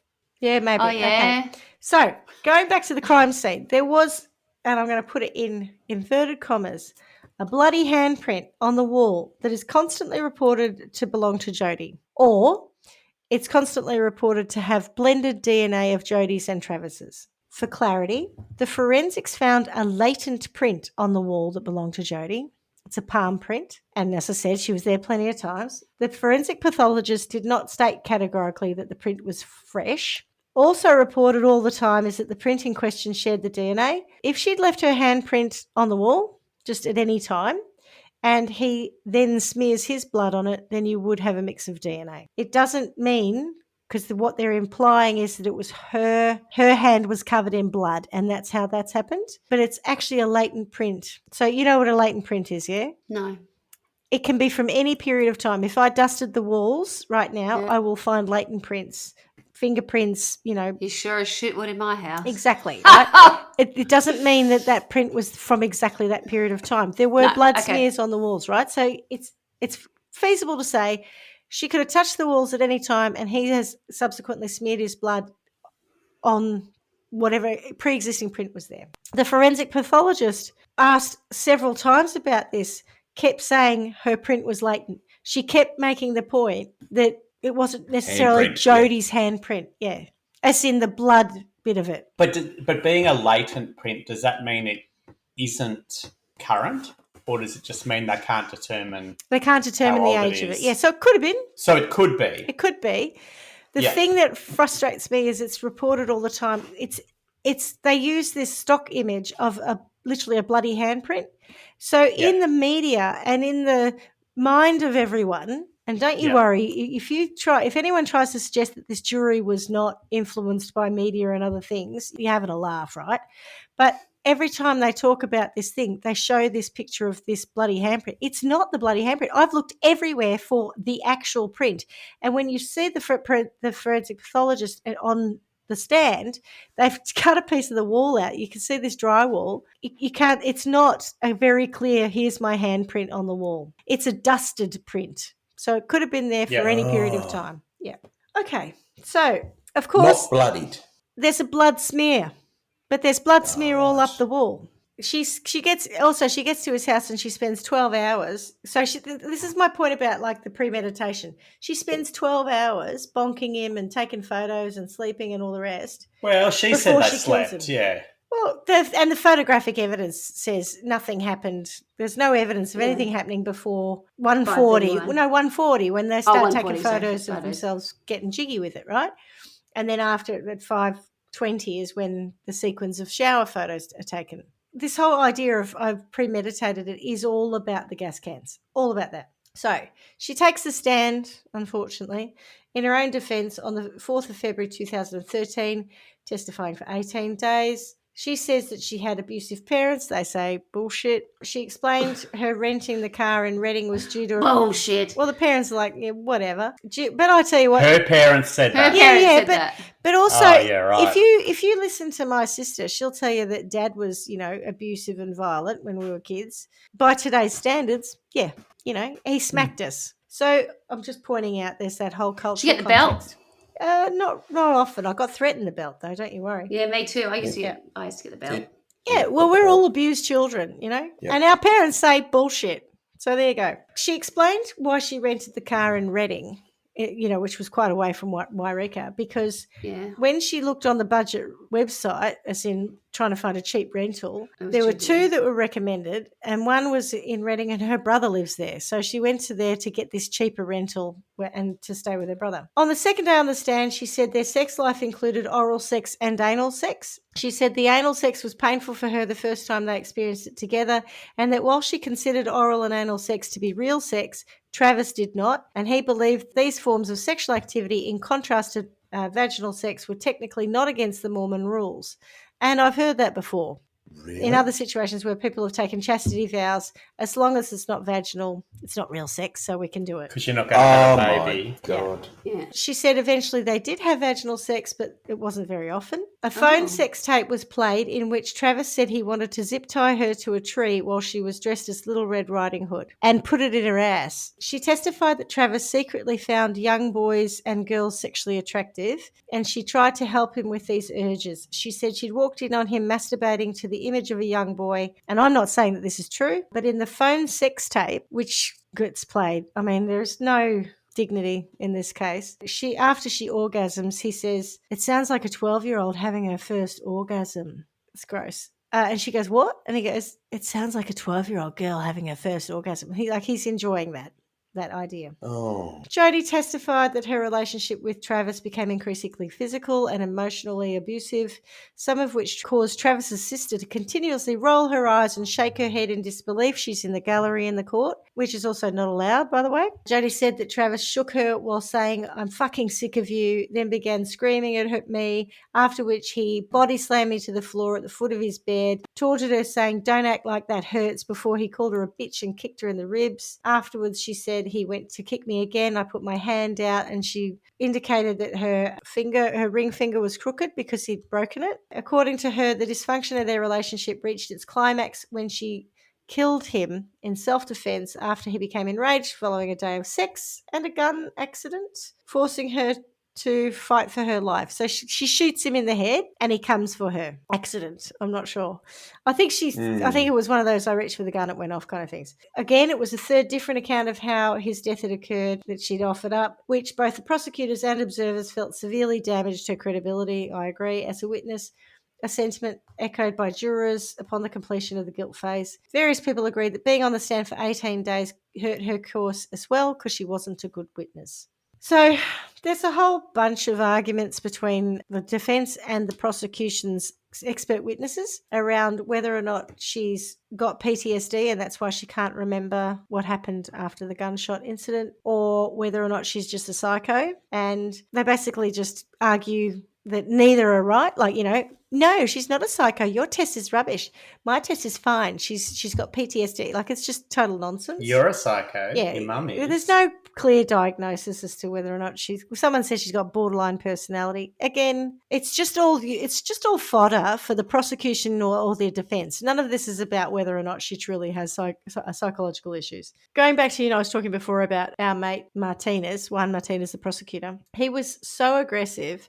They had a domestic violence expert witness, and Alice LaViolette. She's a psycho. What? Her name is Alice LaViolette, and she's a psychotherapist. I mean, there's a problem. No, don't pick on her. Don't start. She specialises in domestic violence. She says that, she really was the victim of domestic violence. Most victims don't tell anyone about it because they're humiliated and whatever. Looking at emails and things and from close friends, they've basically said, move on from the relationship. He's been abusive to other women. He's not a nice guy. And the jury, so in Arizona, the jury are allowed to pose questions to any of the witnesses. Yep. So they don't do it directly, but they submit their questions. There were over 160 questions posed to LaViolette, many of them focusing on Jodi's credibility. And Martinez was so aggressive to this woman while he was cross-examining her that she actually asked him if he was angry with her for some reason, because he was yelling at her. And defense actually were like, talk about badgering the witness, this is really inappropriate. I said earlier about the judge not really seeming to have a handle on it. She was like, oh yeah, you're a bit over the top, just settle down a bit. When you watch this trial, time and time and time again, the judge sides with the prosecution. You can see it. Like, it's so evident. So then, as I said, there's another guy who comes in and says, no, she doesn't have PTSD or amnesia. There's no evidence that she's been abused. Could I ask a question? Yeah. With relation to domestic violence. This is 2013 too, remember? There is no doubt that they had a very dysfunctional relationship. But when she moved away and then she chooses to come back great distances, do you still err on the side of saying that's domestic violence, or is that her then willingly taking herself back into a toxic relationship? I think it's really dangerous territory because it's like saying, why don't you leave him? Why don't you leave him? There are a plethora of cases of women who don't leave their partners either because of financial control, emotional abuse, physical abuse, they're too frightened, all those sorts of things. I'm not saying that she was or wasn't a victim. The expert witness who specialises in domestic violence said, yes, she was a victim. Okay. I'm not one. But I think it's a tricky thing when we assume that everyone can just walk away from something. For whatever reason, I do believe that Jodi was extremely compelled by him. So, however that played out, and look, I don't believe he was physically violent, but how would I know? I wasn't there. He might have been. On the other side of that, at what point does an S&M relationship become domestic violence? Yeah. It's a very good question. I don't think they had an S&M relationship. Well, I think you said that earlier, though. She's submissive to him and he is dominant to her. No, but there was the conversation that was very much. He said, I want you to be my whore. I think you said, yeah. I think so. I think you introduced the S&M piece then, and that's what I'm saying. If they're consensually going through this S&M process, and I'm not saying they were, I'm just saying if they were, if she decides at some point she doesn't want to be a part of that anymore, and I'm not saying she did, at what point does it become domestic violence? And if potentially it's S&M and it's consensual, and then after the fact she goes, actually, he did all of these horrible things to me. At the time I loved it, it was fantastic, but now that he's dead and I need an out, maybe it's domestic violence. And of course it's domestic violence then if she didn't consent to it. And I'm not saying any of that happened, right? But I think it's incredibly complex when you've got that kind of a relationship that ends badly. I think that's exactly my problem with this defence. And I think she's been told to take this defence. And it plays out in her testimony when she's they're playing it's so debasing, but they're playing recordings of their phone sex and they're reading out their text messages and stuff that no one else should know. But it is about the prosecution is trying to prove that she was loving every minute of it and there's no abuse here. You were an active participant, to your point there, Clarkie. And so it does start to look like, exactly as you described, now that he's dead, I'll use that as evidence of abuse, right? Absolutely. Also, why go back? Why go back? If she's made that break, but I don't think she ever emotionally made a break. I just don't. I mean, what even on that day, I don't think she ever gave up fully on the idea of Travis. And I remember when I broke up with someone many years ago, Swanee saying to me, "And now the game starts." And it was all about the fact that individual, whilst we were broken up, still came round to mine. We had sexy time, although we were broken up. And I was in that same situation of hoping that we'd get back together. He was using me. That's very different. If she's claiming she was in a domestic violence relationship and she's made a break and then she's secretly driven, either 16 or 6 hours to go and have sex with him. She never at the time she was in that relationship with him, I don't think she ever said that she was a victim of abuse to anyone. No, but she did afterwards.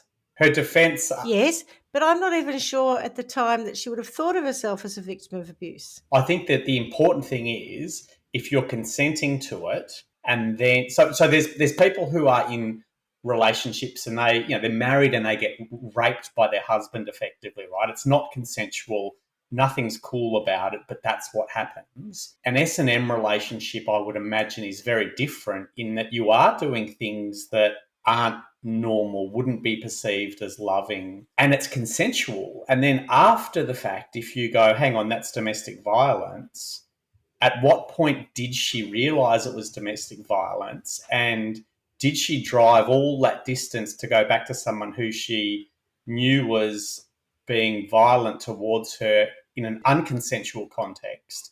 Or is it now that she's been charged with something that she's saying that this is domestic violence? And I think it's important. I don't think you can be clear, but what I'm saying is I think it's I can on one element. She has categorically stated that he never raped her. She does not see their sexual activity as anything other than consensual. The violence she's talking about is how he speaks to her, how he abuses her in that respect, and how he has allegedly thrown her to the ground and kicked her. And she cites one which is occasion. Violent. Yeah, she cites one occasion. So do you think she's a victim of domestic violence, or do you think she's someone who's into S&M who's changed her mind after the fact? Well, again, I'm not an expert in domestic violence, but I do believe that if someone is repeatedly saying shitty things and belittling you and manipulating you so that you spend your whole time doing everything to please them, then you are not, at the outset, I talked about how the power was with him. You are a victim in that situation, whether or not you're going along with it consentingly, and whether or not you're even that conscious of the fact that that's how they're treating you. So, and now in 2022, we are much better at understanding that abuse isn't just physical and it's not just sexual. How long were they together? 3 months? Did we? This has gone over for about 18 months now. But them as an item was 3 months. 5. 5 months. Yeah. And then he's been murdered 13 months later? Yeah, something like that. Right, okay, yep. So the final defence witness was psychologist Dr. Robert Geffner, who said that DeMarte's borderline diagnosis, they said she's borderline, was not appropriate, that all the tests taken by Jodi since her arrest pointed towards an anxiety disorder stemming from trauma. So basically all the experts disagree on those things. He also said the tests indicate that she answered questions honestly without lying. Now that's really significant because the prosecution have basically said she's a liar on all occasions. Can't believe a word that she says. Following his testimony, the state recalled another guy, Dr. Horn, who testified further on the gunshot wound and called Dr. Jill Hayes, a forensic neuropsychologist who disputed Geffner's testimony that the MMPI test wasn't geared toward diagnosing borderline personality disorders. They are literally just back and forth tennising, just playing a tennis game the whole time.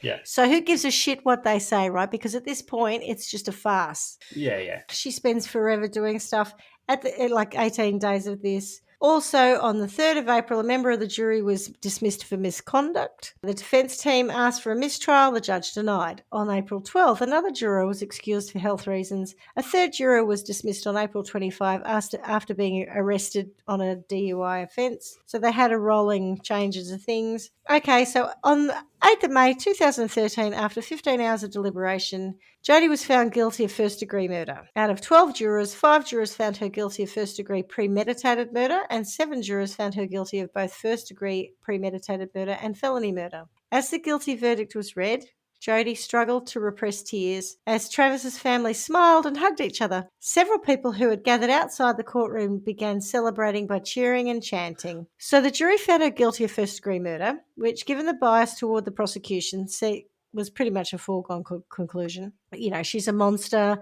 The defence was really lackluster. None of it's surprising. What did come as a surprise, though, to everyone was that they didn't agree on the death penalty. 8 voted for death and 4 voted for life. So allegedly one of the jurors, at this point when it's read out that they haven't come to that conclusion, one of the jurors looked over at Travis's family and mouthed, "I'm sorry," to the family in the gallery. Outrageous. So in Arizona, failure to agree on the penalty, unanimously given its death, causes a mistrial. So, No! Yeah. So it had to go to court again. Now, this time around, though, same defence, same prosecution team, same judge, new jury. Martinez doesn't have to prove premeditation, though, because she's already been found guilty of first-degree murder, murder 1. Yeah. So now it's about proving that she tortured Travis so that we can prove that he suffered immeasurable cruelty, which should have the jury giving her a death penalty. So, sorry, just to be clear on that, do they need to find her guilty at all? No. Well, she pled guilty. No, but so now that she's been found guilty as well of premeditated murder, is this next trial? So whilst it's a mistrial, it's not a mistrial to the point where you start again. It's a mistrial to the point where now the new trial is accepting everything that the mistrial found. Until we and get we're to just the trying point to work out what the penalty is. Yeah, what the penalty that's should nonsense. be. It's crazy. So What a long, drawn-out process. they only called one witness this time round, and it's my mate, the medical examiner. Now, this is interesting. So ever since that first coroner's report, which I've read, and even in the first trial, remember he said that the gunshot wound didn't enter the frontal lobe and that the gunshot was probably first. Yeah. So now he says the gunshot wound was inflicted last and that it did enter the brain. What? Well, there's a reason for this. Detective Flores says he made a terrible mistake. So Detective Flores has also for the last 4 years been saying the gunshot was administered first. In some ways, forensically, it makes sense apart from the fact that the casing was on the blood, because the casing would have been covered by blood if it was it would bang out, blood spurting should be on it, not the other way around. Yeah. So I was sus on it doesn't make sense. The thing going from the forehead to the cheek. Well, cheek, it depends on the also. So the trajectory. So now they're basically saying she stabbed him, she cut his throat, she put him in the thing Bath. and in the shower and shot him shower there, recess, right? Yep. Because also the casing is found outside the shower. It's not in the hall. It's not somewhere else. It's there. Yeah. So now, okay, so we've shot him last. And so that sort of makes sense about where the bullet would enter and it would end up in, which is weird because he's already dead because he's had his throat cut and he's been stabbed in the heart. Why would the trajectory be so bad? Because she's standing high over him. Like at the If you're going to kill someone, if you're going to shoot someone who's practically dead anyway, he's dead. You're not going to do it on some weird angle. You're going to get them square on. Yeah, none of that makes any sense to me anyway. So basically what they're trying to say is she didn't kill him in self-defense. She's been cruel to him. She's made him suffer. And she's annihilating him, right? So they're trying to show the brutality of the attack to be able to say, well, she definitely deserves the death penalty. So they've changed all of that way that he died with no new evidence. Oh, I made a mistake. Based on the fact that the trial is now about proving his amount of suffering and not about his guilt. Absolutely. Correct. Yeah, right. Correct. So...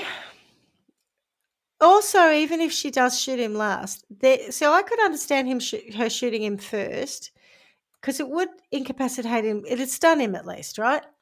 And it made sense to me. He gets shot in the face somewhere in the bathroom.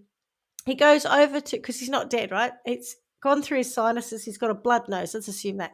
He goes to the vanity. That explains some of the blood spatter on the vanity. What it doesn't explain is why the casing is on top of a blood pool because there shouldn't have been blood prior to this happening. Yeah. And then we're meant to believe she runs downstairs, gets a knife, comes back, stabs him, cuts his throat, drags him, puts him back in the shower. None of that makes sense. Anyway, but now we're meant to believe that she's come up and she starts stabbing him in the shower. And this is a man who has martial arts experience. He's about 4 inches taller than her. He's much more physically, he's much bigger than her physically, and stronger. So he turns around there at close contact. He did have defensive wounds on one hand, but not on his forearms. So, normally if someone's stabbing at you, you would expect to have defensive wounds in your hands and your forearms. No, we haven't got that. And so maybe there's a grappling with the knife. Maybe he falls over. That's how he gets that, whatchamacallit. But then how does she actually flip him on his front, stab him in the heart? There's all these stabs on the back as well. Like it just doesn't necessarily weigh up for me. And then the other thing that I still don't understand is there's in the hallway where there's all the blood's sort of on either side of the hall. There's a void of blood, so like a body's been there, right? So there's this kind of body shaped no bloodness. What there isn't is any drag marks. Yeah. To get from there to there. To pull him from that void where he's allegedly had his throat cut and been stabbed to death. To pull him from that back into the shower. Also, why would you? Anyway, the trial's quick. Again, she's found guilty, no surprise. But again, no death penalty, much to the disgust of Juan Martinez. What? Oh, wow. 11. You have to set this shit up I'm to quite get a happy with death that. penalty. I reckon that's what they're thinking. So 11-1 this time. So one juror's like, I can't go there. No. Oh, wow. That's pretty 12 Angry big, Men. though. Yep. No one really goes to town on the fact that the ME has perjured himself. We'll just let that one slide. Or Detective Flores, but for that matter. So at this point, another mistrial's called. But that's okay. That's the limit in Arizona, and the judge then has to sentence the Jodi. Oh, no. There we go. Jesus. Judge Shelley something or other sentences Jodi Arias to a natural life in prison with no option of parole. So not 25 years minimum, nothing. Yeah, till she's dead. Term me a natural life, yeah. As I say, the reason it's a mystery is because just frankly the science doesn't add up. The forensics don't add up. No. The photos they took are really poor quality. The autopsy's done several days after the body was found, like a week after. The progression of decomposition from the original crime scene to the autopsy is extremely noticeable. You know, I said the other day there are some things I can't unsee. The image, I've seen the photos of Travis in the shower. Yeah. The image of his face on the autopsy table, he looks like a mummy. They've allowed it to go that far, right? Which also won't help determining, because the ME says in this second trial that he can't say that the bullet didn't enter the brain because the brain was in such a state of decomposition. But also, that's not what he said first time round, and the bone doesn't show sign of it being entered. Okay, So there's no hole in the skull? No, because it deflects from the skull. It ends up down in the cheek. The car she rented wasn't investigated. There's no blood in the wardrobe. That's wrong. There's a carpet cleaner downstairs, and no one ever questions what happened and why that's there and why the downstairs carpet's been cleaned and who cleaned it and why the furniture's all pushed back. Travis had a dog. He let the dog wander all over the house. Why was there a dog gate on the stairs that they had to open? You know, that doesn't make sense. Who fed the dog in the 5 days that Travis is allegedly in the shower when the housemates are out at work or over at their girlfriends? So this dog's starving? Why was the body in the original photos in the house, when the scene was first processed, pink, indicating it was less than 5 days in the shower, which also explained the lack of decomposition smell and the house that the housemates said they didn't even notice it wasn't there, and the lack of bugs. So the thing I looked up before we started this was how long it takes before bugs actually start to interfere or get into the process of decomposition. It's within hours and up to 24 hours. If he sat there for 5 days, there's a dog in the house, there's plenty of ventilation. You can't tell me that a single fly didn't come along and go, delicious, right? Yep. Why does his neck appear broken in the original photos, but the ME says it's not, although it definitely appears broken? Who's the owner of that shoe print? Was the wardrobe carpet cleaned? There's a box of copy paper, printer paper Photocopy. in there that has a reddish brown absorption stain in it. No, we don't even bother looking into that, do we? If you did clean the scene, why would you clean the wardrobe and not the hallway and the bathroom? And why put him back in the shower? Because at no point has anyone suggested he was killed in situ in the shower. And there's no smear marks. Also, she's a photographer. Why wouldn't you take the bloody SD card? Why would you just delete the stuff on the SD card? Why would you put it in the washing machine? You know that the camera itself doesn't hold any of the information. Honestly. And also, why wouldn't you just take it with you? She's alleged to have taken the gun and the knife with her and her bloody socks and everything else in a bag. Why not just take the camera? If she's planned this so meticulously and it's all premeditated, explain the clearly stupid mistakes here when at the end of the day she's allegedly got a massively high IQ. So it seems the majority of people are comfortable that she done it, but there are a few out there who have asked the same questions that I'm asking, and if so, how did it happen? And that's why it's a mystery, because even when she says, I don't know, I can't remember anything, we just don't know the logical... Is there a next best guess at what happened, or is it just... I'm worried about the shoe. There are questions as to whether or not she had an accomplice. There are questions of whether or not there were two people who broke in. Yep. And for whatever reason, she's either terrified or protecting them. Don't know. But, from what I've seen of the trial, facts matter little. And if anyone... What does Sky Hughes reckon? I reckon she'd have a pretty big opinion on it. Hughes will know. Well, it's interesting that she said that a woman and a man broke in. All right. But then she said afterward that they didn't. That was just her first thing. We don't know that they didn't. There's a shoe print, remember?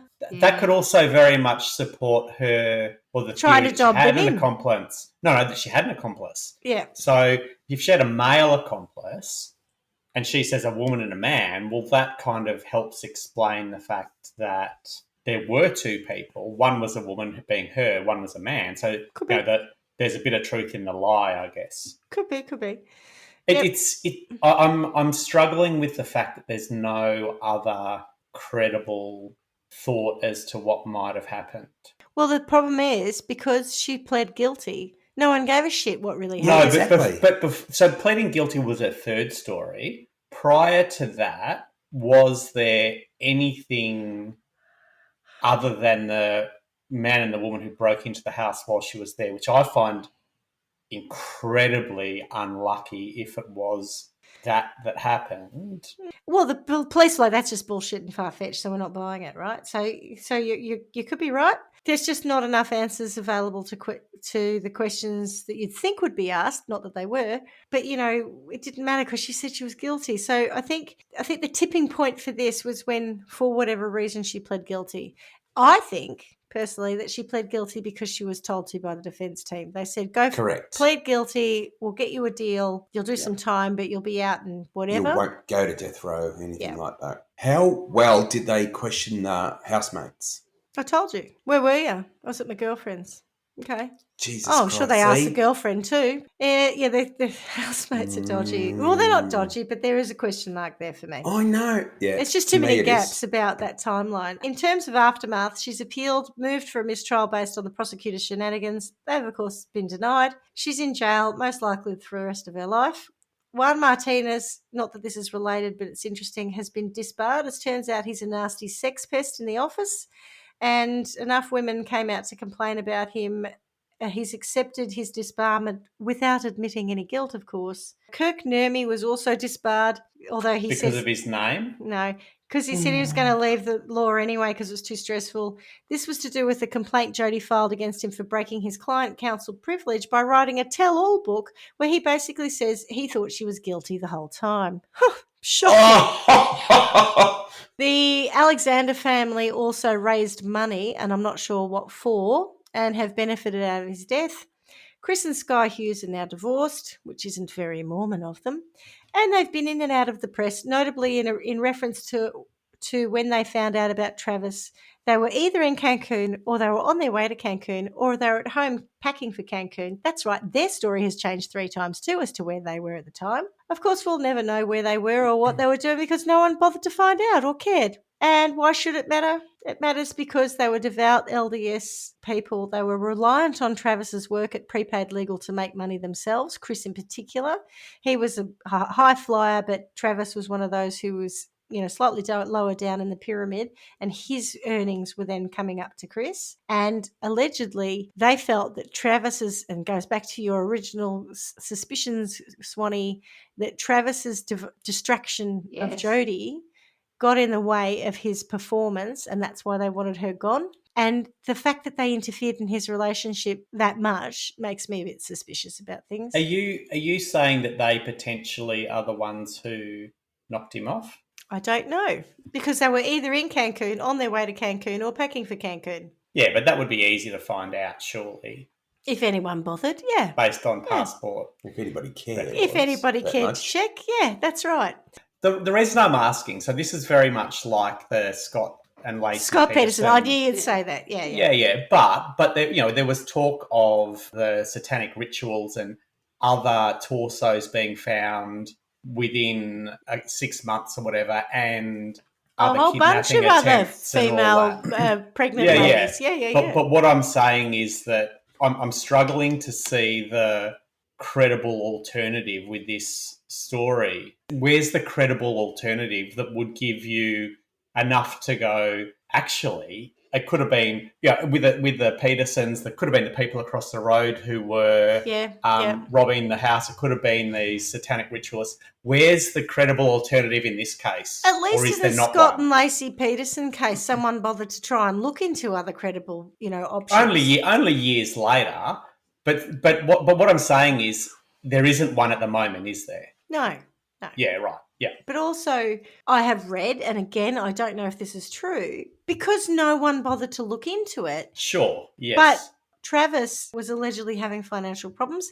Why did he have housemates? Because he had a big mortgage. He himself was being impacted by the financial crisis. his performance at prepaid legal had been affected. He wasn't doing so well. There are questions around other components of his life. There's this whole thing about the pedophilia, which I don't think holds much credibility. There's no evidence of it. Some emails surfaced which are allegedly fake, where someone had told the Hugheses, who had children of an age that, if something in the email says something along the lines of one of their kids is getting to an age where he might be interested. These are all just weird shit that's come out later, and who knows? I don't think any of that's true. But it's sort of, people latch on to that. It's in the same way as so many people have said she's guilty, she did it, there's no other way around it. There are also conspiracy theorists and other people saying, hang on a minute, there are other options. But to your point, there's no real credible counter offer as to what happened. But I also don't believe it's been investigated. No, and it sounds like that's correct. But also remember the Cecil Hotel, where there were all of these people who got involved and all offering alternatives, wasting with police no time. evidence at all. Mm-hmm. Yeah, it's very interesting. Yeah. So that is the case of Jodi Arias and Travis Alexander. And I reckon it's the defence's job to bring those sorts of things in. But the defence weren't trying to prove that she wasn't guilty. Again, because they were lazy. They're wrong, and they're terribly lazy, but it's their job to... Well, actually, no. It's not. The burden of proof is with the prosecution to prove guilt, right? No, but the defence would introduce a credible alternative to create reasonable doubt. Correct. And the only thing they could go for was domestic abuse. And to your point, that was a really weak bloody case. And that's the bit that I'm kind of saying. If they can't introduce a credible alternative to create reasonable doubt, not to say there wasn't one, but if they can't do that, then that's going to make it even more likely that she'll be found guilty. Mm. Has she ever retracted her guilt? Not since she's been... Well, actually, I'm not 100% sure about that. She might have, but I just don't think... Public opinion is so hard on her being guilty that I don't... Even if she tried to, I think any defence team would say, just knock it off. But it comes back to credibility, right? If she was saying that she was forced to plead guilty by her defence team, and then she's going, actually, you know what, I didn't do it, that's what happened, I'd probably feel more comfortable with that than her not retracting it and using that as a defence. So she's, again, not doing herself any favours. No, I can't speak to her mental state either. But I think she hasn't done herself favours. Do you think she did it? I don't know. I think she could have done it. I think she could have. I just don't think that no one's tried to prove it to, there's too many questions about, particularly with the forensics. To me, It's just too weird.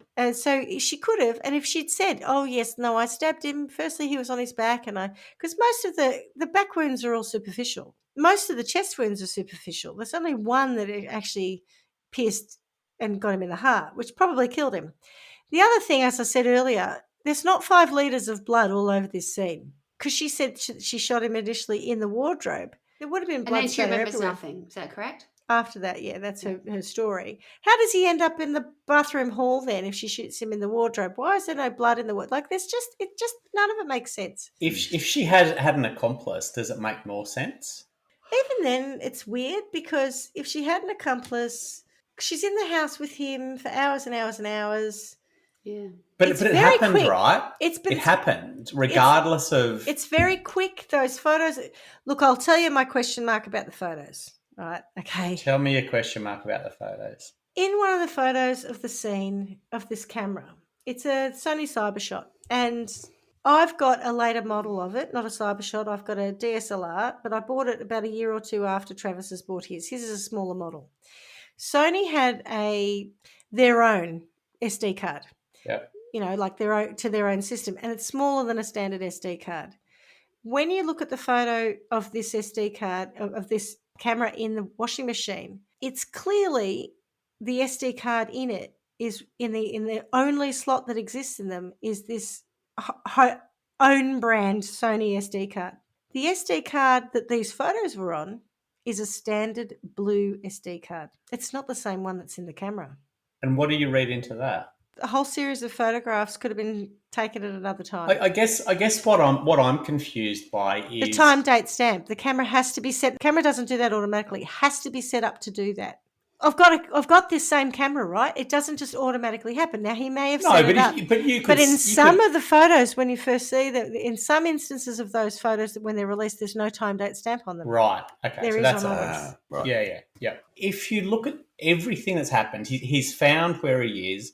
The evidence is what it is. If her and an accomplice doesn't explain it, what does explain it? What I think because there's someone attacked him for sure. Yeah. I don't believe that the whole thing happened in a matter of minutes.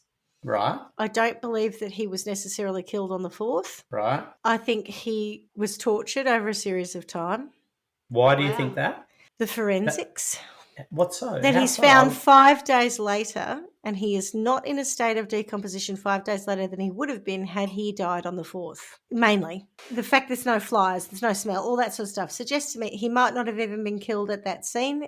That could have been staged. Don't know why, but now that doesn't mean that Jodi didn't have an accomplice who tied him up, who tortured him, who killed him eventually. Could she have gone from California to Arizona to Utah to Arizona to California? Not according to the testimony of who saw her when, and also the receipts. So she's definitely Arizona, Utah, California. So she doesn't. Arizona, Utah. Arizona. Because she was filling up her gas cans in Utah, which could explain why she did that, so she could go back via Arizona. She does. She fills them up on the 6th, and she's seen and working and everything back in California. So no. On what day? Following that, so there's not enough time for her to return. It's just not. There's not enough time for her to have gone back down. The argument about whether or not she had an accomplice, though, or someone else who's with her, they may have incapacitated Travis initially, shot him in the face, incapacitated him. He bleeds around. I just can't understand who else did it. Neither can I. I think it's a mystery. I don't have an answer. Well, is it though? If she's confessed to it and she's not changed her story, what's the mystery bit? I don't believe her story either. That's the problem. No, but so let's say she's protecting an accomplice. Or she's protecting her family because she's shit scared because someone really is threatening them. No. It's very, very hard to see. So, for me, I think I'm going to park whether or not I think she did it because it's immaterial, really. She pled guilty. For me, though, the lackluster defence, Judge Sherry What's-Her-Face and Juan Martinez are just... It's just like it's awful to watch this trial. And, you know, if any one of us were in a situation where we were faced with a trial, being defended by Kirk, being prosecuted by Juan and the trial judge being Sherry, forget it, we're done. I'd like to see them go through the same process. I'd like to put them in Jodi's shoes, guilty or not. I'd like them to have to go through the shit that she went through. Whether or not she killed her boyfriend in a fit of rage or premeditated or whatever, it was just poor, bad work. And, I'd just like to see them suffer some of that shit too. That's it. Yep, fair. Thoughts? I'm confused by mistrials that actually still have some level of outcome from them that then get carried over to the next trial. I don't understand that. I don't understand the law enough. I don't understand the American and the Arizona system enough. I can't help you. I was confused too. I don't think there's ever a case that comes out of the US when we get to this point where I don't oh, hear it's something. So obvious. Don't hear something new and I go, oh, I didn't know that was possible. Or doesn't that contradict what we've heard in the last? It's so complicated. If someone can help us with that, I'd love to know because honestly, if we all get to the point where a jury is going, I can't agree on whether or not they got the death penalty, or they should get the death penalty, but we all agree they did it, and so we go, well, that's a mistrial. It's just a disagreement. It's not a mistrial unless there was something that actually. It might be to do with the severity of the charge. So because it's murder in the first degree and death penalty is on the table, the mistrial might be about if we can't agree on it, then we can't go either way. So we have to re-examine some evidence to try and get to penalty phase. I think you would do that with the same jury, right? I don't think you would then go, well, we'll accept the guilty plea from this jury, and then we'll go to another jury and we'll allow everyone to change their evidence if that's what they want to do, because now we're not focusing on whether or not they're guilty, we're focusing on whether or not they tortured someone. All of that to me is nonsense. It doesn't ring true to a justice system, which I guess is the point that you opened with. Well, if you were truly after justice, then not only would I, in a mistrial, call a mistrial, I'd have a different judge. I'd have a different jury. I agree. Everything changes, right?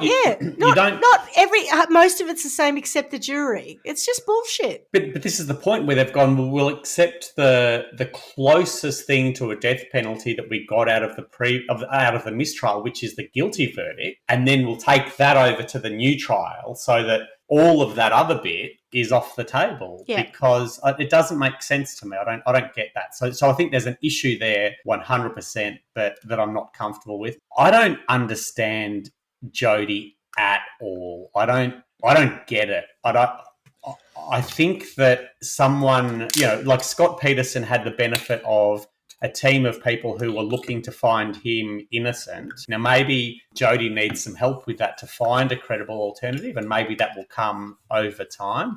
But as it stands at the moment, I go, my God, none of this rings true, and she's not doing a very good job at all of explaining. She's a terrible witness. But it sounds like she's a guilty witness, not just a terrible witness. I'm not seeing anything here that makes me go, I don't think she did this. I don't think there's enough evidence to, beyond reasonable doubt, convict her. Swanee, what do you reckon? What are your thoughts? Well, I'm totally baffled as to who did it, to be perfectly honest. I think there's too many questions, but it was so violent and so complete. And it does come back to the fact that, excessive. I'll give that a shot. I'll have to do it. It's just the job has been done in such a macabre way, I think. Whoever did it, I think that they definitely deserve some kind of comeuppance. And I don't know if it's her. Just remember, she's got no priors. There's been no indication at any point in her 26 years of her having any previous violence of any sort. I understand that, but I don't necessarily. It's just something weird, like though. this is so massive, off the over chart. the top. It is. You know what Extra, I mean? as they say, the young people say. Because it feels like a gunshot wound probably could have done the job. As you said, it didn't though. It very clearly didn't. But it could have. But if they started with that already, but it could have enraged him. It would have enraged me if someone shot me in the head. And, but this whole idea of them 27 times. Yeah, now that I've shot him in the head, I'm a victim of domestic violence because he's angry at me. It does, yes. It does seem odd that she didn't have, as you say, for someone who was so strong compared to her, that she didn't really have anything on her that would suggest that he was able to She did have a cut on her, though, didn't she? Like one single, like a hand or something? On yeah. One tiny little. No, but I don't know how you could get the whole job done. It feels like there's a piece of the puzzle missing in terms of, was he drugged? Was he... And, they'd know if he was... It just doesn't add up. But it's just the crime itself. If you just look at that in isolation and take all the mystery away from it, what a terrible, terrible thing to inflict on anybody. Correct. Like just so vicious and... It's brutal. That's the exact better word. Brutal. It's really just a brutal. terrible, terrible way for someone to leave this world. And I think, I don't know how there can be a punishment because I don't know who to punish, but whoever it is, I hope that they're suffering. But I don't know that is the case. I don't know. Sorry. I'm not sure either, but I think what makes me so angry about it is that I don't know. It's the mystery of it that pisses me off. And we'll never know. Yeah. It's very frustrating. Because you're right, it's so brutal. There's so much that doesn't add up, and that's why I go back to my frustration of that. It was just so considered, so cut and dried that we didn't pull the threads on that. Fade on that, and that's what's not right that I spoke because what happens is you end up focusing on all the other little bits, and you lost all this time. You lost good evidence. And you lost lose stuff. You lose yourself in the things that possibly aren't as important. But when you just get down to what happened over that days or whatever else. Someone was committing a really heinous crime. Heinous crime. Was heinous. Sorry to say this, but some of the cuts on his back, I think there are about 9 of them. Yeah.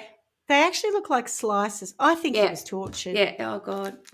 Yeah. I think that there's something in that because it's not, that's done and then this is done. And if he's not pushing back or doing something. There must be something else to, I don't know what it is.